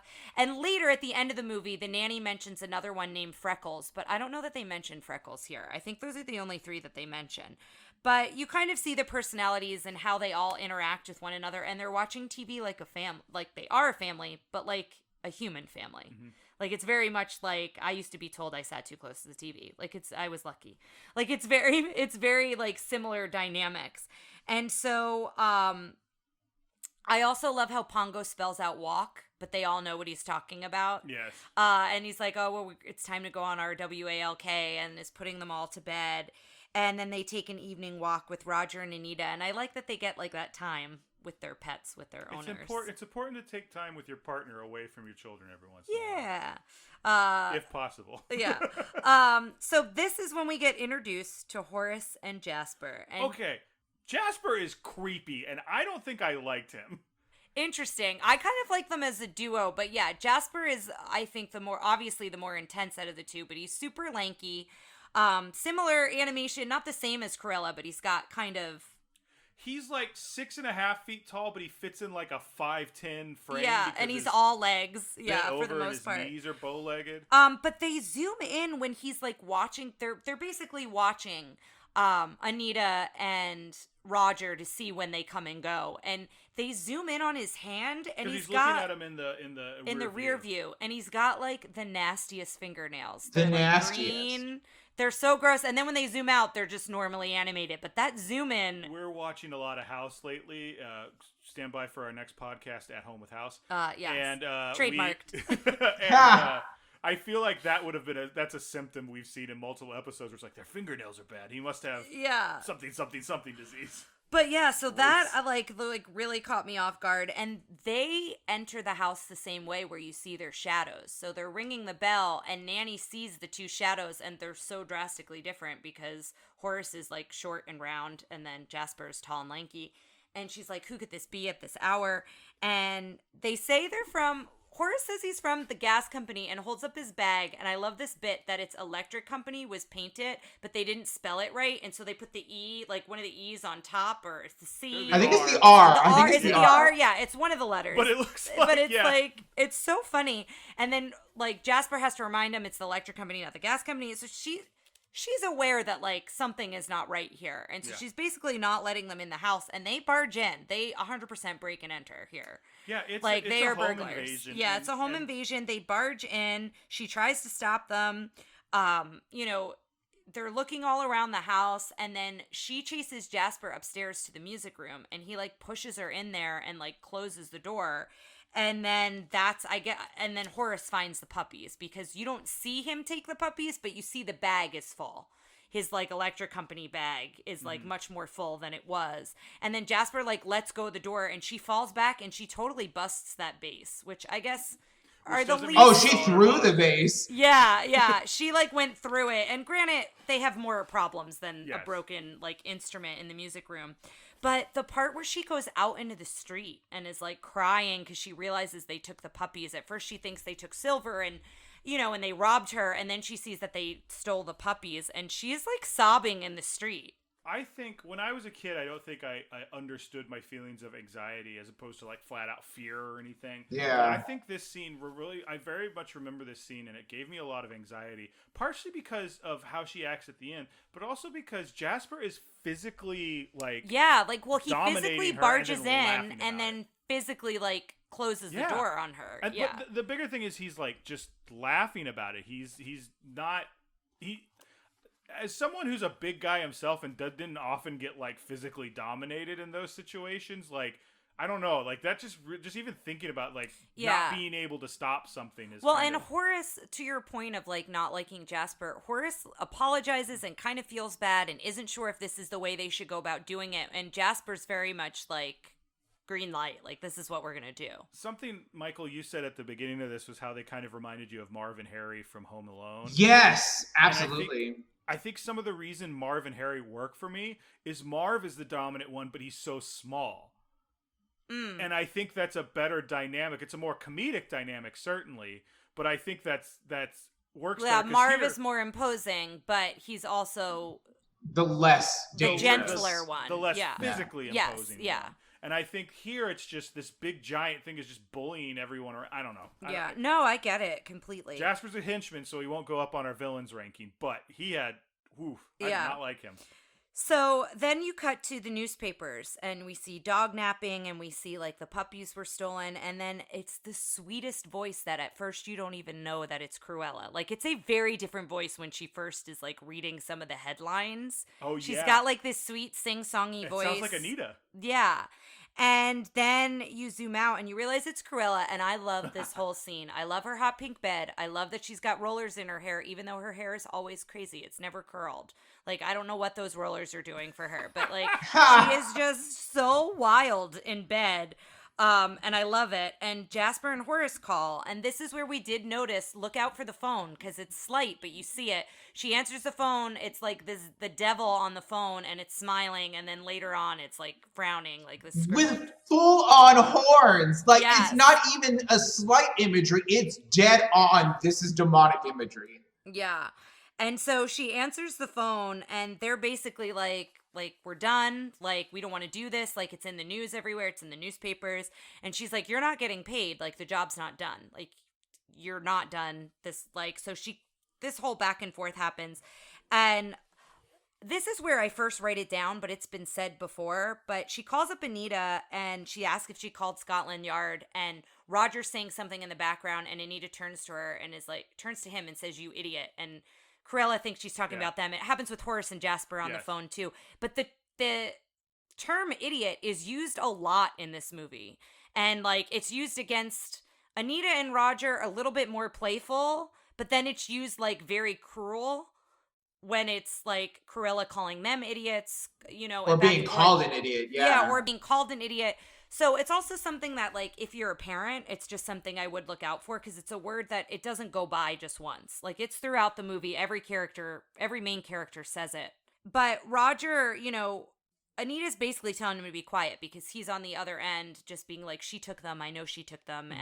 And they said that Scotland Yard has investigated it, and, like, they investigated it, and they cleared her. It said they cleared her, but then she's like, oh, my God, I just heard. So I'm wondering, because he goes, Scotland Yard's investigated her. Yeah, the sense of time in this movie is very strange. I think what this is my theory that she has been investigated for other crimes. And, 100%. And that's why. I don't know that that's what they meant, but I agree with you Yes. that like she's definitely been investigated before. She hasn't been convicted, but she's definitely like when they bring her in, they're like, oh, it's that DeVille woman. Yeah. But then this is where we get to the Twilight bark scene. And I love this whole scene. And they refer to Roger and Anita as our pets have done everything they can. So now it's up to us. And Purdy's like, oh, it's just gossip and it's hearsay. Like, it doesn't ever work. And he's like, well, what else are we going to try? And so it's an all-dog alert. And it starts with the Great Dane and that little tiny dog. And it's just That's gotta be a Yorkie, right? funny... Is that a Yorkie? I think so, maybe. But I just love the dynamic between the two of them and like them trying to get the message across, and then all of a sudden you hear all the dogs barking throughout London, and then you hear one owner say, "Will you be quiet?" Like, Yeah. I just love that whole Just thing. the one. It's just like just a throwaway line. Uh-huh. This, as we mentioned earlier, is a scene where we see a lot of the Lady and the Tramp cameos, and they're easy to spot, so don't worry if you watch this. Yeah, so definitely look out for them, but it's really great. That we didn't see Tramp. I think in my notes it said Lady and Yes. Tramp, but we just saw Lady. But so then you're following the barks, you're following the different dogs, and it goes outside of London to farmland, and you still see the dogs barking, you're hearing them, and then there's the hound and the goose, and the hound is Old Towser. That is Bill Pete's dog. Like That's cool. in the autobiography, he does this whole thing where he used to go out to a farm with some relatives and spend summers, and and he talked about how his aunt and uncle were very old and mean, and how the dog loved to see him, and he's like, I don't understand like what that dog did the rest of the year and why they had that dog. It was so happy, and they were so mean. He explained, he's like, my aunts would do all the cooking, explain the whole list of chores. He goes, my grandfather would sit on the porch and chew tobacco until noon, at which point he'd take a nap from his long day. Oh my god. It was just... Wow. But yeah, so Wow. Old Towser is there, and I love the goose, the busybody goose, who's kind of like, oh, well, Animated, very yeah, I love it. like shaky, but and good. talking about how they have to reach the colonel, and they're like, oh, he's never going to hear it. And then we're introduced to the horse, who we later find out is the captain. And then the horse wakes the cat, which is Sergeant Tibbs, and then Tibbs like wakes and gets the colonel. And I love these three, but especially Tibbs. Tibbs is great. And so they're trying to decipher the barks, like two yips and a woof, and they like keep getting it wrong. And you realize the colonel is a little, I don't know if they're trying to depict him as being senile or like hard of hearing or both, but you basically get this idea that like Tibbs is there to like keep the colonel on the straight and narrow. Like that maybe back in his heyday, the colonel was like a force to be reckoned with. But I also love the animation of every time Tibbs salutes. It's like this real shaky salute. yeah. And so the barking goes back and forth, and they're trying to figure out what's being said. And at first, the colonel's like, 15 spotted puddles, and like decides to go back to bed, and then they double check it. And so I think it's Tibbs who says he heard puppies barking at Paul. Now, by the standards we've already presented in this podcast, you'll have to quack out that first word. However, just from here on out, notice that when we're saying that it's HE double hockey sticks. Oh, I see what you mean. Yes, yeah, I'm just yes. making sure that because Donald Duck will they know have exactly to... what curse word it is and not maybe a harsher one. Yes. So we get to this hall, and they go to investigate, and it's Tibbs who goes to investigate, and he runs down and he finds the puppies, and we see that it is this rundown, what used to be a very like probably prominent house mansion in the area, and it's run down, and the ceiling's all cracked, and there's all these holes and everything in the walls. And one of the puppies, when Tibbs talks to them and is asking, are you part of the 15? And they're like, no, we're 99. We were bought and paid for. Because they were purchased. She went around to pet stores and purchased these puppies. And then they talk about how the ones over by the TV have names and collars. I want to talk a little bit about this scene where they show the 99 puppies, because there were people at the studio whose only job were spot duty. Okay, so I have a number in my notes. Somebody counted all the spots. Oh, why? What? Would you do that? Yeah, why would you do that? What do you gain? 6,469,952. So that's the total. And so basically how in the whole it movie breaks or down, just that scene? No, in the whole movie. How it breaks down, it's the movie by frame. Right. So by frame, there's 72 on Pongo, there's 68 on Perdita, there's 32 on each pup, and then since it's by frame, that's how you get that giant number. Oh, What okay. a pointless task. But that was in my notes, so I'm glad you brought that up because I forgot I had that written down. But That's was somebody, bananas. and they had to talk about how hard that was because you can't just spot them different every time. You have to make them. They said you had to make them when they moved. It didn't look like the spots were jumping around their body, so they had to That's why Lucky has a horseshoe. Like everybody has particular spots so that you remember different them. Now, markings. a lot of the rest of the 99 were copied and done over and over again. But Yeah. good God in heaven, can you imagine? Yeah, well, and the other thing I wanted to mention here too is all of the girl puppies have the blue collars and all of the boy puppies have the red, and that is after Perdita and Pongo because that's the colors of their collars. Yes. So that's something that, like, even though we don't know all the names of the 15 puppies, you can tell like how many are boys, how many are girls. But then that's when we cut to Horace and Jasper eating and drinking, and this is a whole nother sequence where like Horace has the sandwich and then Rolly. It's Rolly, yeah. Yeah. Rolly like takes the meat out of the sandwich, and then we all wanted a sandwich. Like that's I still really want good. a sandwich. Yeah, I think we might get Jersey Mike's after this. I haven't proposed it to Ryan, but I think that's what I want to eat. It's done. You just did it. Yeah, but then like Jasper ashes in the bread. Like he takes his cigar, so it's another like thing of smoking. He like ashes in the bread, and they're drinking. And can I just say that like even as a kid, that was one of the like. I don't know why I liked that idea because I always associated like, well, that just must be pepper. Like you just peppered the bread. That must be a good thing. Yeah. But now as an adult, I'm like, that's really cruel. Yeah. But I really like how cruel it is because it fits these characters. Why don't I like this less? I don't understand why I don't like this less. Yeah, I'm with you though. Like it shows those personality types again. And so then you have Tibbs trying to count all the puppies, which I would never get the same number twice. But Tibbs is trying to count them all, and he's over by the wine bottle. Jasper's drinking the wine, and then the cat screams. And so this happens a couple times where Tibbs screams. He grabs the bottle, but he grabs Tibbs Mr. instead. Tibbs and tries to drink him and basically sticks his face in his mouth. Yeah. And so the dogs bark, and so like things get chaotic. And then did you see that there was like a birthday cake on the piano? Like I don't know where that came from and why they had like this elaborate cake, but it was like an iced cake.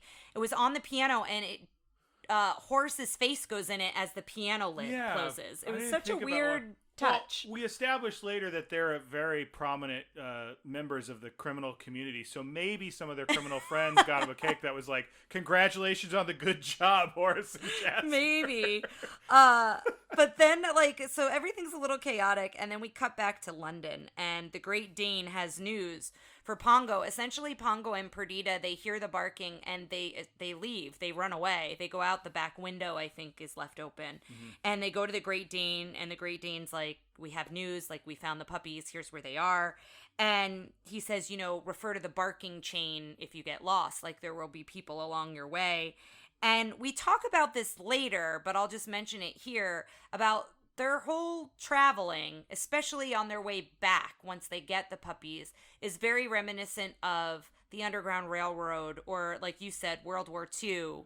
Michael said it was very behind enemy lines field. Very behind enemy lines. Yeah, it's very much a rescue mission. Very much like, or I also think too, when you think of women who go into a shelter because they've been abused, and then they go to like different people's houses to like start them a new identity because like their spouse or their significant other, and I guess it doesn't have to be women, but like when somebody is physically abused to the point where they're being stalked by the person, it's like a similar thing of being like, you're going to go to this house and we'll give you your next set of information on how to get to the next place. And I might be saying something controversial here, but these scenes actually kind of bored me. Like, really? Yeah. Really? Any of them getting away, or like, I liked the bark chain. I liked them getting away from Horace and Jasper, but like this, up until the scene, after the scene with the cows, I was just like, I felt like it was just kind of, I was kind of looking at my phone. Interesting. I didn't mind it because I think, especially on the way to the puppies, it's showing like what they're risking, against, like yeah. what they're up against. Like they're in the icy river and they're in the snow, and it's the same thing when they've got like 99 puppies. Could you imagine corralling 99 puppies in the snow? No. Like, I just feel like those scenes needed to be there to show like how far they've come. The but end I of get that your story, I also- with saving those puppies is not a good one, unfortunately. I also feel like this is a good amount of world building. The thing that I really, really enjoy about, like, particularly this segment, like everything after the Twilight Bark, is that there is this world that they've hinted at the beginning of the movie, again with the subversion, that this is from Pongo's point of view, is that there is this symbiotic relationship that the animals have with their masters, or with their pets, quote unquote. And then with the Twilight Bark, you have this, what Purdy refers to as a gossip chain, but is really this elaborate way of people connecting with each other through large amounts of distances. And the fact that the animals could talk to other species further lends that, like, everybody and everything is still very connected. So if you're thinking like the greater sense, like Lady showing up could very much be that she actually traveled over there, or that there's other things going on. And with the animals in the pound, like, they're still helping out, they're still very much a part of the community.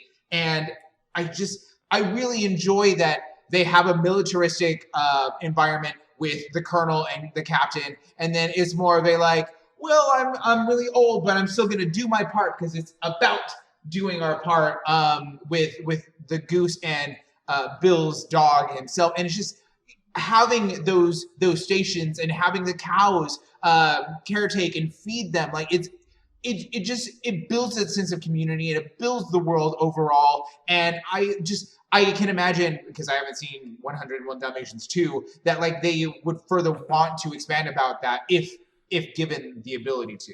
Yeah. Is there a animated sequel? There is. Okay, I Yeah, know I've there's not the seen live it. action Glenn Close sequel. I have not seen 100 and I think it's called 102 Dalmatians. I think it is. Yeah, I have not seen it either.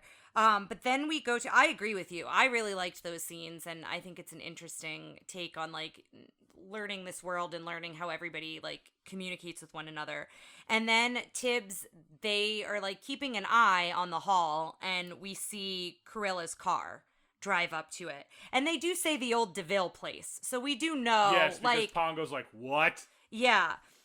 So Tibbs and Colonel go to check it out, and she tells them, she's like, the police are everywhere. It has to be done tonight. And then this is where we hear in detail, like, how she doesn't care. She doesn't care how they kill the puppies. You can poison them. You can drown them. You can bash them on the head. You can chloroform them. You just kill the little beasts. Like, this is where we see, like, her true colors of, like, she does not care. Just get the job done. We don't have any chloroform or any ether. Or, Yes. Either. Like, Yes, yeah, that that whole bit, yeah. Her throwing the bottle into the fireplace and it exploding. Yeah. And like that scene, and they showed it a lot in the documentary. They showed it a lot in that villains thing we watched. It's just like her coat is like responding at different times. Like I felt that could have been a really simple scene. Animation on her coat, it's cape drama, even though it's a coat, not a cape, but it's the same kind of thing. But, you know, they're talking like you're only going to get half a dozen coats. Like they're not big enough right now. And she slaps them, and this is another you idiots moment, and she, you know, slams the door and the wall cracks and falls on them. And essentially they're watching this show called What's Your Crime? And that's what Ryan referred to earlier. They recognize the criminal who's being interviewed for what his crime is. I have a question going back to what you said a moment ago. They were only going to make 6 coats out of this. She's making the coats for herself, correct? I assumed so. I assume so. Yeah. I don't know why. I was just, at some point I thought she was a fashion designer was in part of it, but I don't know. Maybe that's... Maybe I mean, that would make sense. Yeah. Yeah. But I feel like if she was to do that, like if she was that type of a bigwig, she would never be this near the action. Yeah. Because she would be too Yeah. busy with all of the other faction. Yeah, fair. So Tibbs basically hears all this, sees all this, and he gets the puppies to start following through the crack in the wall, which is this whole other sequence of him trying to gather all the puppies. Lucky, of course, is at the TV, so then he's trying to get Lucky away, and Jasper tosses Lucky, which actually helps. He tosses him away from the TV, so that helps. And then Rolly is left, and then there's the bit, because Rolly's a little bit more rounder than the other pups, so, like, trying to get him through the hole. And then Horace and Jasper, the TV show ends, and they go back and forth on who's going to pop them on the head and who's going to do the skinning, which I was just like, ugh. So they go back and forth about that, and then they notice all the puppies are gone. So then it's this whole sequence through the house where they're searching with flashlight, and they go up the stairs, and there's always like one puppy who's behind, and that's how they see like kind of where they're at. The scene where Jasper puts his like club behind his hand and like is Yes, doing with the beckoning. here, yeah. That's when I realized their eyes are yellow and like jaundice and gross. Mm-hmm. They're the absolute worst. Yeah. And so Tibbs is leading them all in different places of the house, and eventually he gets them all under the stairs. And then, you know, one of the puppies rolls out or something happens and they get there late. They see them. So then they all run through the house again and they close them in this room. But I think it's a different, I don't know if it's the same room that they were originally in, but they close them in the room. And then that's when we go back. Oh, it's definitely the original room. It's definitely the original room. And that's when Pongo and Perdita are lost in the snow and the Colonel hears them. And so that's when the Colonel's like sliding on the ice and like is trying to communicate with them. And when we cut back to the house, that's when, Michael, I think you noticed it first. Like everything's red. Like everything has gone to red. There's a big color tone. Yeah, there's a huge color tone. And the fire is going crazy. And Pongo and Perdita come in to the rescue. And all the puppies get out because Jasper knocks a hole in the wall or in the door to try to get Pongo, I think. And so all the puppies go out that way. And it gets kind of aggressive with Perdita. They're very protective. And so they're like really going at them. And then like they bite Jasper's butt and like rip his clothes, but then his pants fall down. So then he's in like boxers at one point. I feel like this is another one of those, like, we're trying to explain a lot of physical comedy. Yeah, it like, it's hard to just describe it. Just watch it. Yeah. And then they keep calling them spotted hyenas. They call them that a couple different times, but I have a question because I grew up with, when I, you know, having seen this movie as a little kid, I was like, I want a Dalmatian. Aren't Dalmatians mean? My mom always told me that Dalmatians are mean. Now, I don't know if that was something she just told me so I'd stop asking for a Dalmatian or... I've heard that, but I've actually never been in I've never like met or pet a Dalmatian or knew anybody who owned them. So I don't know that that's true. I've heard conflicting things. I've met a Dalmatian that was pretty mean, but I also, like, not to knock their owner, I don't think the owner was a very good trainer. I do know Dalmatians do suffer from a lot of health issues. So maybe that's intrinsically tied. Yeah, and I also wonder too, like Dalmatians in the fire trucks, right? Like that was a thing. That was a thing. We didn't do a lot of research on actual Dalmatians for this, so we'll but probably start maybe, posting. we'll post some things. And listeners, again, we're always eager to hear from you. Please send us an email. Someone send us an email. Why won't you send us an email? It's because it's the way of the dinosaur. No one's sending emails anymore. But yeah, basically, when they get to safety, well, Colonel and everybody is in this barn, they're kind of overwhelmed that there's 99 of them, and they basically tell Pongo and Perdita they were going to make coats out of us. And so they're like, well, we have to get back to London, and we're going to take all of them, and our pets won't turn them away. Like, they've got good hearts. Like, they're not going to say no to these puppies. And so then that's when Horace and Jasper come to the farm. And I love this bit. This is a whole nother physical sequence, but Tibbs, the captain, the horse, his legs are right behind Horace and Jasper. And Tibbs looks through his ears and says fire and pulls back the ear. And when he pulls back the right ear, the right leg kicks and it kicks one of them. And then he does the same thing with the left, which I thought was a good bit. And so they start running away in the snow, and they realize that that's how Horace and Jasper are following them. So then they go on the ice, and they're under the bridge. And Horace, every time Horace thinks the dogs are clever, Jasper puts him down. But Horace is like right on the money. He's like, well, maybe they started going on the ice so we wouldn't see their paw prints. And Jasper basically tells him he's being absurd thinking that. And then I love the bit where, like, all the dogs start to grab each other's tails as they're on the ice to try to steady themselves. It was so cute. Yeah, it was such a cute moment. But then we see it's daylight. Like, we see that, like, it's dawn, basically. And Corilla runs them off the road. She, like, runs Horace and Jasper off the road. And this happens a couple different times. And they're just driving around, and they can't find them. There's no sign of them because now they're using the ice. And then this is when you mentioned, Michael, that, like, Eartha Kitt would have been, and I agree with you, it would have been really cool to hear her do her version of Corilla. God, it would have been so cool. Yeah.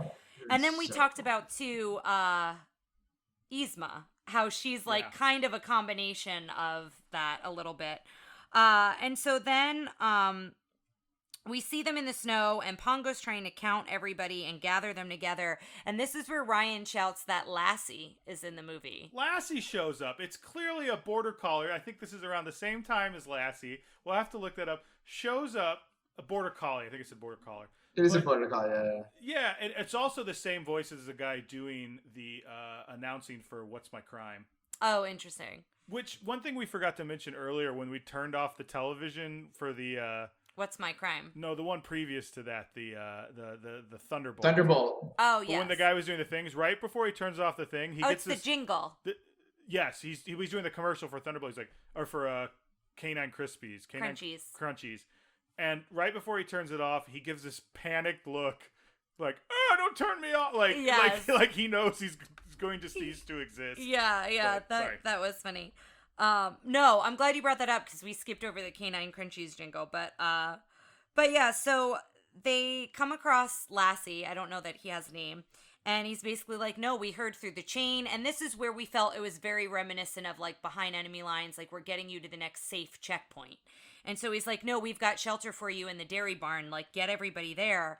And so they all come in and they're all frozen. And this is the cows. And the cows are all so sweet. And they hear everybody start to say they're hungry. And they're like, oh, well, if they like warm milk, it's on the house. And so they invite them all back there. And so it had that very feeling of like, okay, we're going to keep you warm. We're going to keep you fed. And then we're going to move you on to the next like point of contact.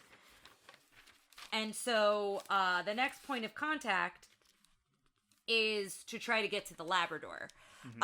In Dinsford, I think we saw a sign for it. And so as they're on their way, they're crossing the road. And so their paw prints are there, and they hear the horn. You hear Corilla's horn, and Pongo starts trying to brush the paw prints away, but they're on the sides of the road.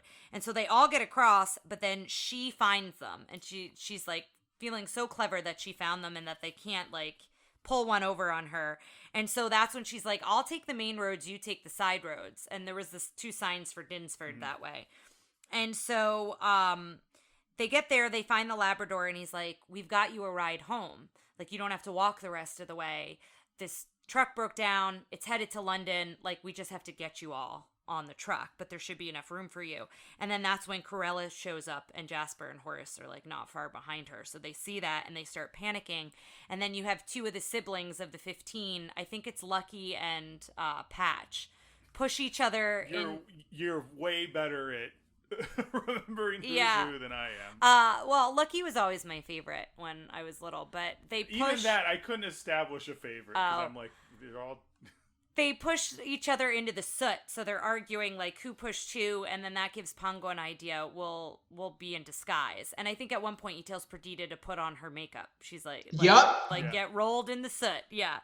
So that's what they start doing. They start rolling them all in the soot, and Horace again is like, do you think that maybe they just disguise themselves, because the Labrador starts taking the first group of puppies to the van, and then Jasper gets on him again, being like, no, you fool, like they wouldn't do that, like they can't think of that or whatever. And then I was really anxious for all the puppies here, like, because they keep showing them in groups getting on the van, and it like Corella and Horace and Jasper are getting closer and closer to figuring out that it's them. This movie, we haven't really talked about this, but it's like a thriller. Yeah. Yeah. And it's got a lot of anxious moments right, to it. And they do a really good job of upping the tension here, I think. And the pacing is really good. If you ignore some of like the time jumping, I think this movie does a very, very good job of establishing the tension, the always keeping in mind like what is the major thing that we're trying to accomplish right here, and what are the things in our way, and why do the people want to do it. And so like at every moment, like everything's a big deal, and everything is foreshadowed. Like again, going back to sweeping up, and Cruella is telling Horace and Jasper like, hey, there are tracks, go chase him down. Like, we know that Pongo was going to do something similar because he did it earlier in the movie. The puppies hiding again, they just did that in the house. They were just doing that again, and still keeping the idea that these are still puppies, so of course they're fighting, of course they're doing all these things, they need all of these things, and always keeping in mind like, hey, the mom gets tired too. Everybody gets tired. Let's rest and take time to actually take a moment. So that gives the audience that moment of, okay, I can rest a minute, and then build that tension back up as we get to the final conflict. I think it's brilliant.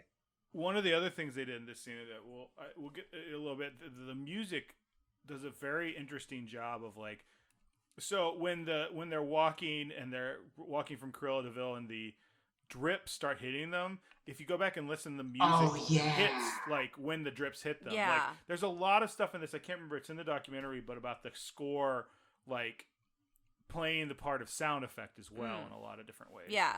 Well, and even, there are moments like she doesn't have a theme, but you know when Cruella is around. I mean, she does, Well, but it's part of she definitely does. That's what I'm So, saying. yeah. Yes, she has a very specific theme song, but I'm just saying, like, Yeah. through the music, you kind of know the tension, I guess, of the music when her, Horse, and Jasper are coming around. Her theme song is a engine idling and car horn. Well, and her theme song is the Cruella de Vil song, too. But, Yeah. yeah.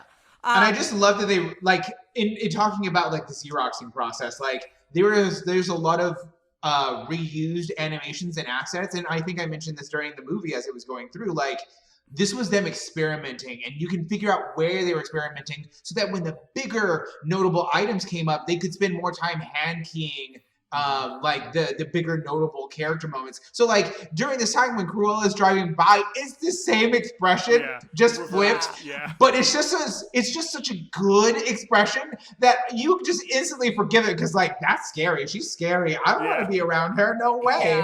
Yeah. And it's so good. Yeah, and that's when we like Ryan mentioned, we see the icicles dripping. So then you see that they look like Labrador puppies with white spots for a minute. And so that's when Cruella figures out that they did disguise themselves, and she is so reckless. The truck gets moving, they fix it, and the truck starts driving, and this poor driver has no idea why she's being this reckless and crazy on the road. Well, you were on the driver's side for a bit. I was on the driver's side until he said crazy woman driver, and I was like, I didn't need that. She is a crazy woman driver. He more so said it in a tone like women drivers. Am I right? All of a sudden, all right, don't like that. Yeah. But like she is like so aggressive, and like she eventually like rams the back of the truck and then is like stuck on the truck. It feels like she's trying to murder a human for these dogs. Yes, essentially. And then she winds up crashing under the bridge in the snow. And when the car comes out, and this is the part in the sand you were talking about, she's like stuck in the snow and trying to get out. And when she comes out, the car is now convertible. Like the car has been broken, but like, and then that's the wild scene with her hair going crazy and her eyes are crazy. Like, and the car has fire on it. Yeah. I think there's skulls in her eyes if you. Yeah, we're gonna have to find a still of that to post because it's so wild. And so that's when she rams the truck. And as she rams the truck, Horse and Jasper are coming down. And one of them has pulled the steering wheel out. And like now the steering wheel is not attached to their car anymore. And so they have no control over their car. And they run right into her. And then all of the cars are in pieces everywhere. And she's crying in the snow, you idiots. And they're telling her to shut up. But she's, I think, like one of the first villains who doesn't have like a fiery demise. Like she's still alive at the end of it. She does fall off a cliff in kind of a villainous way, but she doesn't die from it. But she survives it. So then we go back to the house, and this is where mentioning the time jumping a little bit. Because they talk about how his first big hit is now being played. Was it on the radio or the TV? I don't remember. It's on the radio. I'm curious who was singing that version. Yeah, and it was Cruella de Vil on the radio. Which I pointed out is probably a lawsuit waiting to happen. A defamation lawsuit. Yes. Probably. Yeah. And so that's probably partly how she stays so rich. She just like finds loopholes to sue people with. Who knows? Then again, if she's been being investigated by Scotland Yard and like now she's been caught, I mean, is it defamation? True. She did steal. She did all these terrible things. She almost murdered a person. Yeah, several people. In Once Upon a Time, when they find her in the real world, is it she's living in a mansion and her husband, like the FBI is coming and seizing all their assets? Yeah. Oh, that's funny. But Roger's just so down and out because he's shocked that Pongo and Perdita would run away. Like, Purdy is, I think, what they refer to her. And you see Nanny decorating the Christmas tree. And so there was really Nanny's no taking it the sign. hardest. Yeah, Nanny. Well, Nanny, they were lost under her watch fair. stolen under her watch. But, there was no indication it was Christmas time or close to the holiday season. And then they're just decorating a Christmas tree here at the end. And Nanny keeps talking about how she hears them barking in her sleep and she's imagining it. And then they really do hear them barking and they all come running in. And at first Roger's like, they're Labradors, because a lot of them still have the soot on them. And then they realize that they're just covered in soot. And so Nanny starts dusting them off. And then that's when they all try to start counting them, getting different numbers and that there's puppies everywhere. And then he says, Pongo, you old rascal, implying that Pongo had all these other puppies in the time they were gone. Or I don't know, maybe he snuck out at night and had puppies with other dogs. I don't really know what he's implying there. But then there's that rhyming at the end. Well, Anita's like, how are we going to keep all of these? And he's like, well, we'll sell a house and we'll move to the country and we'll have a Dalmatian plantation. And then she's like, it's truly an inspiration. And then Nanny says something that rhymes too. It's a sensation, yeah. That's what it is. And then he starts playing the Dalmatian plantation song. And then we hear all the dogs barking and all the lights going on in all the houses around London. And then that's kind of how it ends. So... we did it, guys. We did it. We did made it. Through. There were a lot of physical sequences in there. So, yeah, I highly recommend. It is worth the watch for sure because there's a lot of bits in there that are hard to describe. So we've got our questions we do at the end. First off, how was the princess? I think the princess in this case was Pongo. Or do we want to say Pongo and... yeah, Pongo... I want to say the princess is basically all of the puppies. Yeah, I think it's a family story. It is a family story, yeah. So let's... I love Pongo. Pongo, I didn't have any idea, I didn't know who was who. And Pongo was just the dad. That was it. And now I'm Team Pongo. I love Pongo. No, I think they did a great... He just gives, I know they don't change his animation, but I feel like he had dad bod energy. If he could grill, he'd be grilling and he'd be telling dumb jokes. And all the kids, if they do one where it's with them as teenagers, they're going to be like, ugh, dad. Yeah. I love him. He was great. And they both got very protective, both him and Purdy. I really like both of them a lot. And I think she had some agency too. It wasn't just it was Pongo's story, but I think she was strongly in it. We're still dealing with not a lot of Disney roles for women other than princess, mother, villain. Fair enough. Yeah. But still, I think she was a good mom. Yeah. What do you think? I think everybody was a great character, and I think this is one of the first times that Disney has played with characters who are both strong yet firm. Cinderella is very, very soft, and she's strong when she needs to be, but this is the first time where throughout the full course of the movie, you're not seeing a big character change. These are who these people are from beginning to end, and you're just seeing them react to a different problem that they're having to overcome, but they are still them. They are not transforming, and going back to what we were saying about Robert, I think. Oh God, Roger. Excuse me. Standing up to Cruella, there's still a very nervous ness about him, but how he executes standing up to her, no, this is what it is, and it's very civilized, and it's very professional, and it's very genteel, and it is not overbearing. It is not machismo at any point. This is not a machismo film. This is a very palatable, very calming, very soothing story, even with the thriller aspects of the bad guy coming, even with Cruella being a devil in so many ways and so much imagery. It's still darling and sweetie, and we're doing about this, and what about the nice day that we're having, and I'm having a handkerchief. It's still very reserved, and I think that's very, very strong, and I think that's why this is gravitates to so many people, because it's not overbearing, and it doesn't turn people off in a lot of regards. It's just a very, very well crafted, soft story. I think it's also important to establish the family unit as one that you want to see get back together and grow, so that at the end it makes sense. Yeah. One thing I did want to point out too, Perdita does join in the fight. Yes, very much so. She joins in the fight, and Pongo. she also when Pongo doesn't think they can carry on when they're in the snowstorm before they find the Lassie in the dairy barn. Like, I'm referring to that dog as Lassie now. She's like leading the charge, like, and she's always looking out before, because she's in the front and Pongo's in the back of all the puppies. So like, I think is a very strong character in this. Can we think of a better couple we've seen so far? No. They may be the strongest couple. I mean, the second best couple, I think, in the whole thing is Roger and Anita. Like, we're talking about. Yes, I think, absolutely. yeah. But like, outside of this movie, no.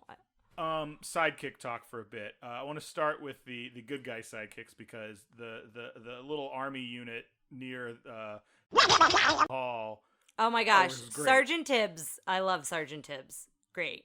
I love all the trio, but Sergeant Tibbs the cat was Sergeant awesome. Tibbs. I wish they would have shown him get a medal. I feel like he was squandered. He got his medal not taken away from him, but he didn't get a medal like Chewbacca. The poor Chewbacca moment. Now, villain sidekicks. I hate Jasper, and I hate him kind of in a good way, but he was just mean and gave me anxiety. Horace, whatever, but what did you guys think of Jasper and Horace? I'm just more flabbergasted that Jasper had those socks, but they didn't cover his toes. Like, why bother? What are you doing? Why are you wearing those? Might as well just not wear any. Just stop. Such like a cartoon shortcut to show someone being poor. Yes. I hadn't even realized that. Yeah. Wow. No, see, the more you talk about him bothering you, I can understand it. The fingernails really like turned me off. But as a child, I always kind of thought they were funny because they were like bumbling and like they bring a lot of humor, but there is a lot of darkness to them too. They bring a lot of scary attributes to them as well. I think the House and Mr. Weasley from Harry Potter, who were the ones in the live action one, I think they were a little more cartoony, like goofy. I have to see some of their stuff again. I remember like there's a scene where they try to cross a fence and the fence comes up and hits them in the crotch, which was like the height of like 90s comedy for me at that time. Yeah. Like a good crotch kick. I feel like these two characters are very much a fine line. I'm sorry, continue with what you were go saying. ahead. It's a fine line because like we've been saying, like Jasper is this tall, overboating person who's way over 6 feet, but his stature is around like that 5'10" mark.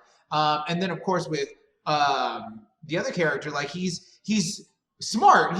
He's very he's savant about it too. Yeah, he's played bumbling by everyone else, but he's actually the one who's paying attention. Exactly. But just like we were mentioning, like with the scene where everything turns red, the murderous intent that they have on them, like it flashes. It's there for maybe 2 or 3 like shots, and then it's over. For the rest of the time, it's still very soft. They were watching TV. They were bumbling around their sandwiches. They were just casually smoking and drinking. Like as negative vices that they have, it was still delivered in a very soft way. It was never overbearing. It was never yelling at anybody's faces. And the only person who did yell was Cruella, and that was always designated just for her. So for these two, like I think in terms of sidekicks, they are very effective in what they did. And I think the call out to make the live action version more cartoony is very apt, because that line of "this is scary, this is very scary" is way more apparent in live action, where here you can draw them in a drunken stupor and still talk about, we're gonna skin people, we're gonna skin animals, and then we're gonna wear them. Like, but I do agree with you about in the house and the feelings that you had for that as well. But I think they balance Cruella out a little bit. Yeah, good call. So, favorite musical number? I think this is pretty obvious. I mean, the Cruella DeVille song. Yeah, Cruella DeVille song. Yeah, and when Rogers sing, like Rogers' whole performance is so good the whole time. Now let's talk about how it holds up. Female character agency. We talked a little bit during this time. I think we got a good handle on that. Yeah. Ethnic representation. Again, it's a pretty white-centric film, but I don't think it really had any problems. Then we'll talk guns and firearms. I don't think there were any guns. So there was no guns, but the smoking was throughout the whole thing. Smoking it was and multiple drinking. characters. The drinking, and then weapons, it was like the fire poke, but I think that's the only weapon we see them go after the dogs with. When Cruella smokes, though, and I don't know if we talked about this in the actual episode, it was definitely something we talked about outside of this, it felt like Michael, you pointed out it looks like Maleficent's magic. Yeah, I think we mentioned it. And we did start. mention it for Oh, definitely. okay. But yeah, Yeah. no, I But yeah, agree with you. It's so funny because that didn't bother me. The second Jasper had a cigar, Well, because it was green, like it had that green tint to it, so it almost didn't look like it was real smoke. yeah. Yeah, it looked. It had looked a like something different- she was emanating. Mhm. Can we talk about what's the purpose of the long cigarette holder? Just to keep it away from your I face? guess to keep it away from her fur coat. Oh. To keep the smell away? No, well, Are we talking about real world logistics, or are we talking about why they picked? I want to say it's fancier. Yeah, I'm I don't know. I assuming don't there's know a real real world reason, logistics, but I but- would think no. I was not thinking the smoke. I was thinking the ember is further away from Yeah. So her doesn't face. lie. I was also and thinking her the smell, maybe. Because clothes, the other fancy villain who does this is the Penguin. So, I mean, it's just true. the height of high society. Yes. So guys, if you've been listening to this podcast, this is the part where we rate the villain. Over the last few episodes, we've been talking about this. This is a bit of a new thing, and those episodes haven't come out yet. So we're gonna skip ahead a little bit, and I'm gonna explain to Michael the process. scientific, infallible villain rating system, and we'll be right back. Okay, guys, we have told Michael he's caught up, so let's go through our ranking. Tara, give me frightening. I'm gonna put her at a 5. Especially like in the beginning, and then like when she's all wild in the car with those crazy eyes, like she's very scary. Okay, I gave her a 4.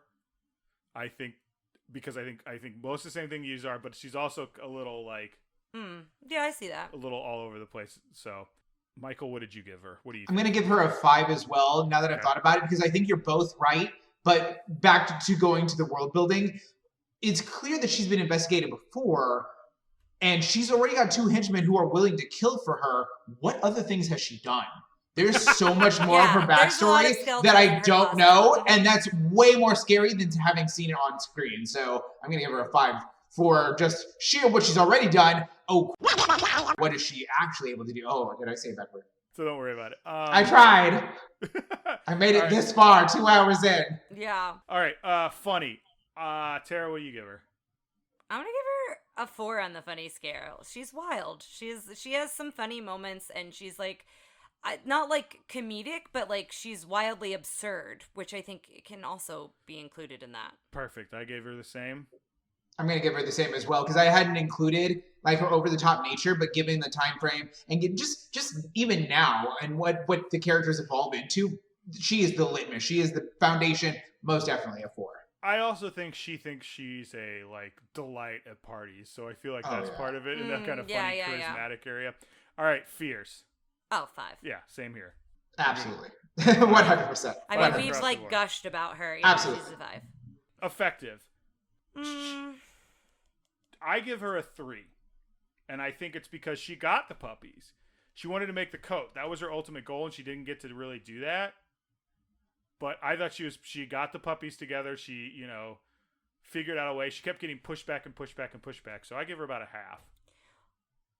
yeah, one could argue that like, I guess she hired Horace and Jasper, but like she never really got her hands dirty. So Okay. like, I don't know. What Don't- did you give her? I gave her a 3. You gave her a 3. Don't let my score. You think about it, Michael. What do you think? I'm going to give her a 4, and here's why. I think this is being generous given the movie that we're seeing in hand. But going back to what I was saying earlier, like, what else is she doing? Like, she is somebody who is rich. She has a tank for a car. She is wearing something. She probably murdered herself everywhere she's going. Like, the woman is adept. The woman has wealth. The woman is doing things. I think that she is effective at delivering information and delegating and not getting her own hands dirty. And the second that she starts like getting her own hands dirty, things start going her way, but she just underestimates an enemy she doesn't know exists. And I think given the fact that how'd she know when she was dealing with, I think she would have snuffed that out very quickly. And yeah, I think that's very frightening. So I was leaning towards a 3, but then the more I think about it too, I think I am going to give her a 4 because I also think she's effective with like her terrorizing. Like she does terrorize like like she's terrorizing Roger and Perdita. Like you think of like how they are all terrified of her. So I'm gonna give her a 4. Design. I give her. She's a 5. a 5. Yeah, It's such a Absolutely. good design. Yeah, 5.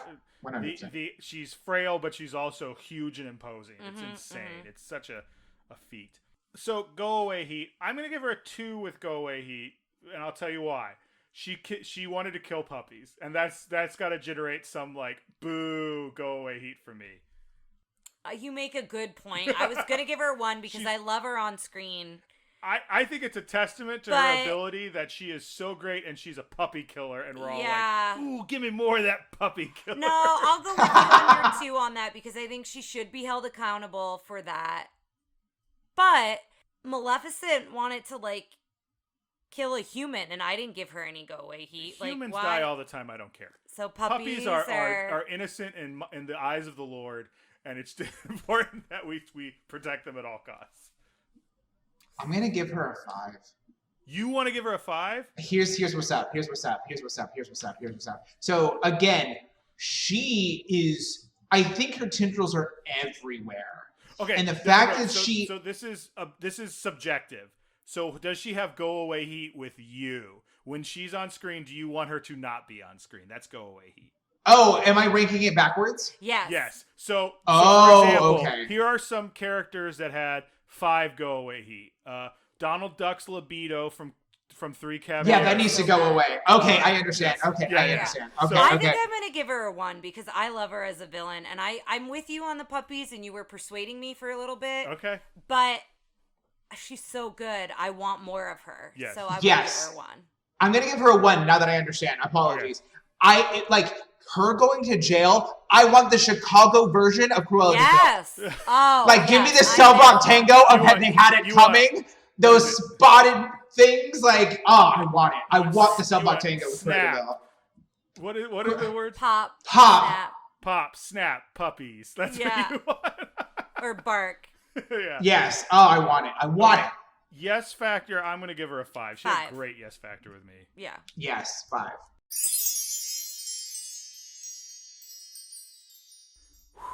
All right, listeners, we're back. Ladies and I and don't know gentlemen, how I feel about it. Ladies and gentlemen, we have a new number 1 villain.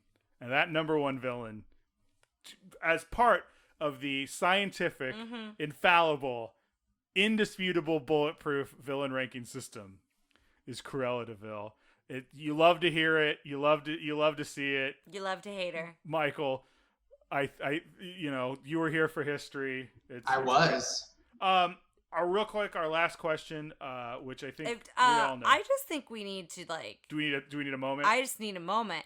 Listeners, it was a 0.5 difference, so I don't want you to think she jumped ahead. 28.5. In my heart, Maleficent is still number 1, always and forever. But I am kind of shocked that she snuck up above them. I think she's in good company up there. I don't think it's wrong that she's up there, but I will say that I think some of it has to do with our viewing experience and how much going into it we like. And I think there's a lot going for this character. yes. But I also think watching it with someone who loved her so much really helped. That I don't just mean because we all have very similar scores. yes.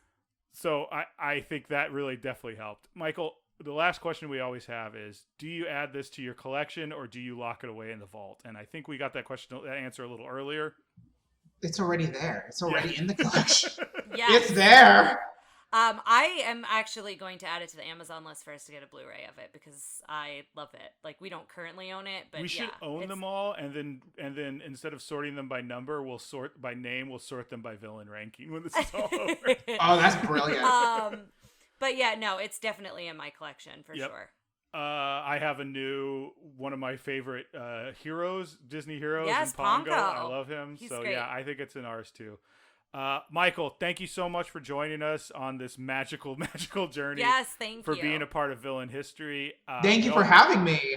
We always ask our co-hosts if you have anything you want to plug. Could be a personal thing, could be a big project, could just be world peace or like a book you've recently read. I don't know. It's anything you want to plug. You can also say pass. I do have things to plug, actually. So for those interested in tabletop games, I have a audio drama for you all to listen to. Ooh. I'm a producer for what's called Tales by Tabletop, and we finished our season 1 last year, and unfortunately with COVID, season 2 is a little bit delayed, but we have about 16 episodes of fantasy, just adventure and mayhem for you to listen to on Spotify by the same name of Tales by Tabletop. It's all narrated. Basically, we played a tabletop game, we scripted it out, and then we brought in voice actors. And it's a fun listen. So if you have time, definitely check it out. Awesome. That's awesome. Yeah. But yeah, thanks guys. Thanks for listening. And next week we are back for Sword in the Stone, hopefully with another guest. Yes. And Madam Mim. Super pumped. Oh yeah. Madam Mim. Thanks for listening to Tara and Ryan's Princess Diaries. If you want to tell us your favorite Disney villain and why it's guest on, send us an email at trprincessdiaries@gmail.com. Or you can send a tweet about how great Maleficent is to @TRPDiaries. Check out our Facebook group by searching for Tara and Ryan's Princess Diaries. Tara and Ryan's Princess Diaries are available on iTunes, Stitcher, Spotify, Overcast, and many more. Wherever you hear us, please be our knight in shining armor and give us a 5-star review. Thanks again, and until next time, remember to always live happily ever after.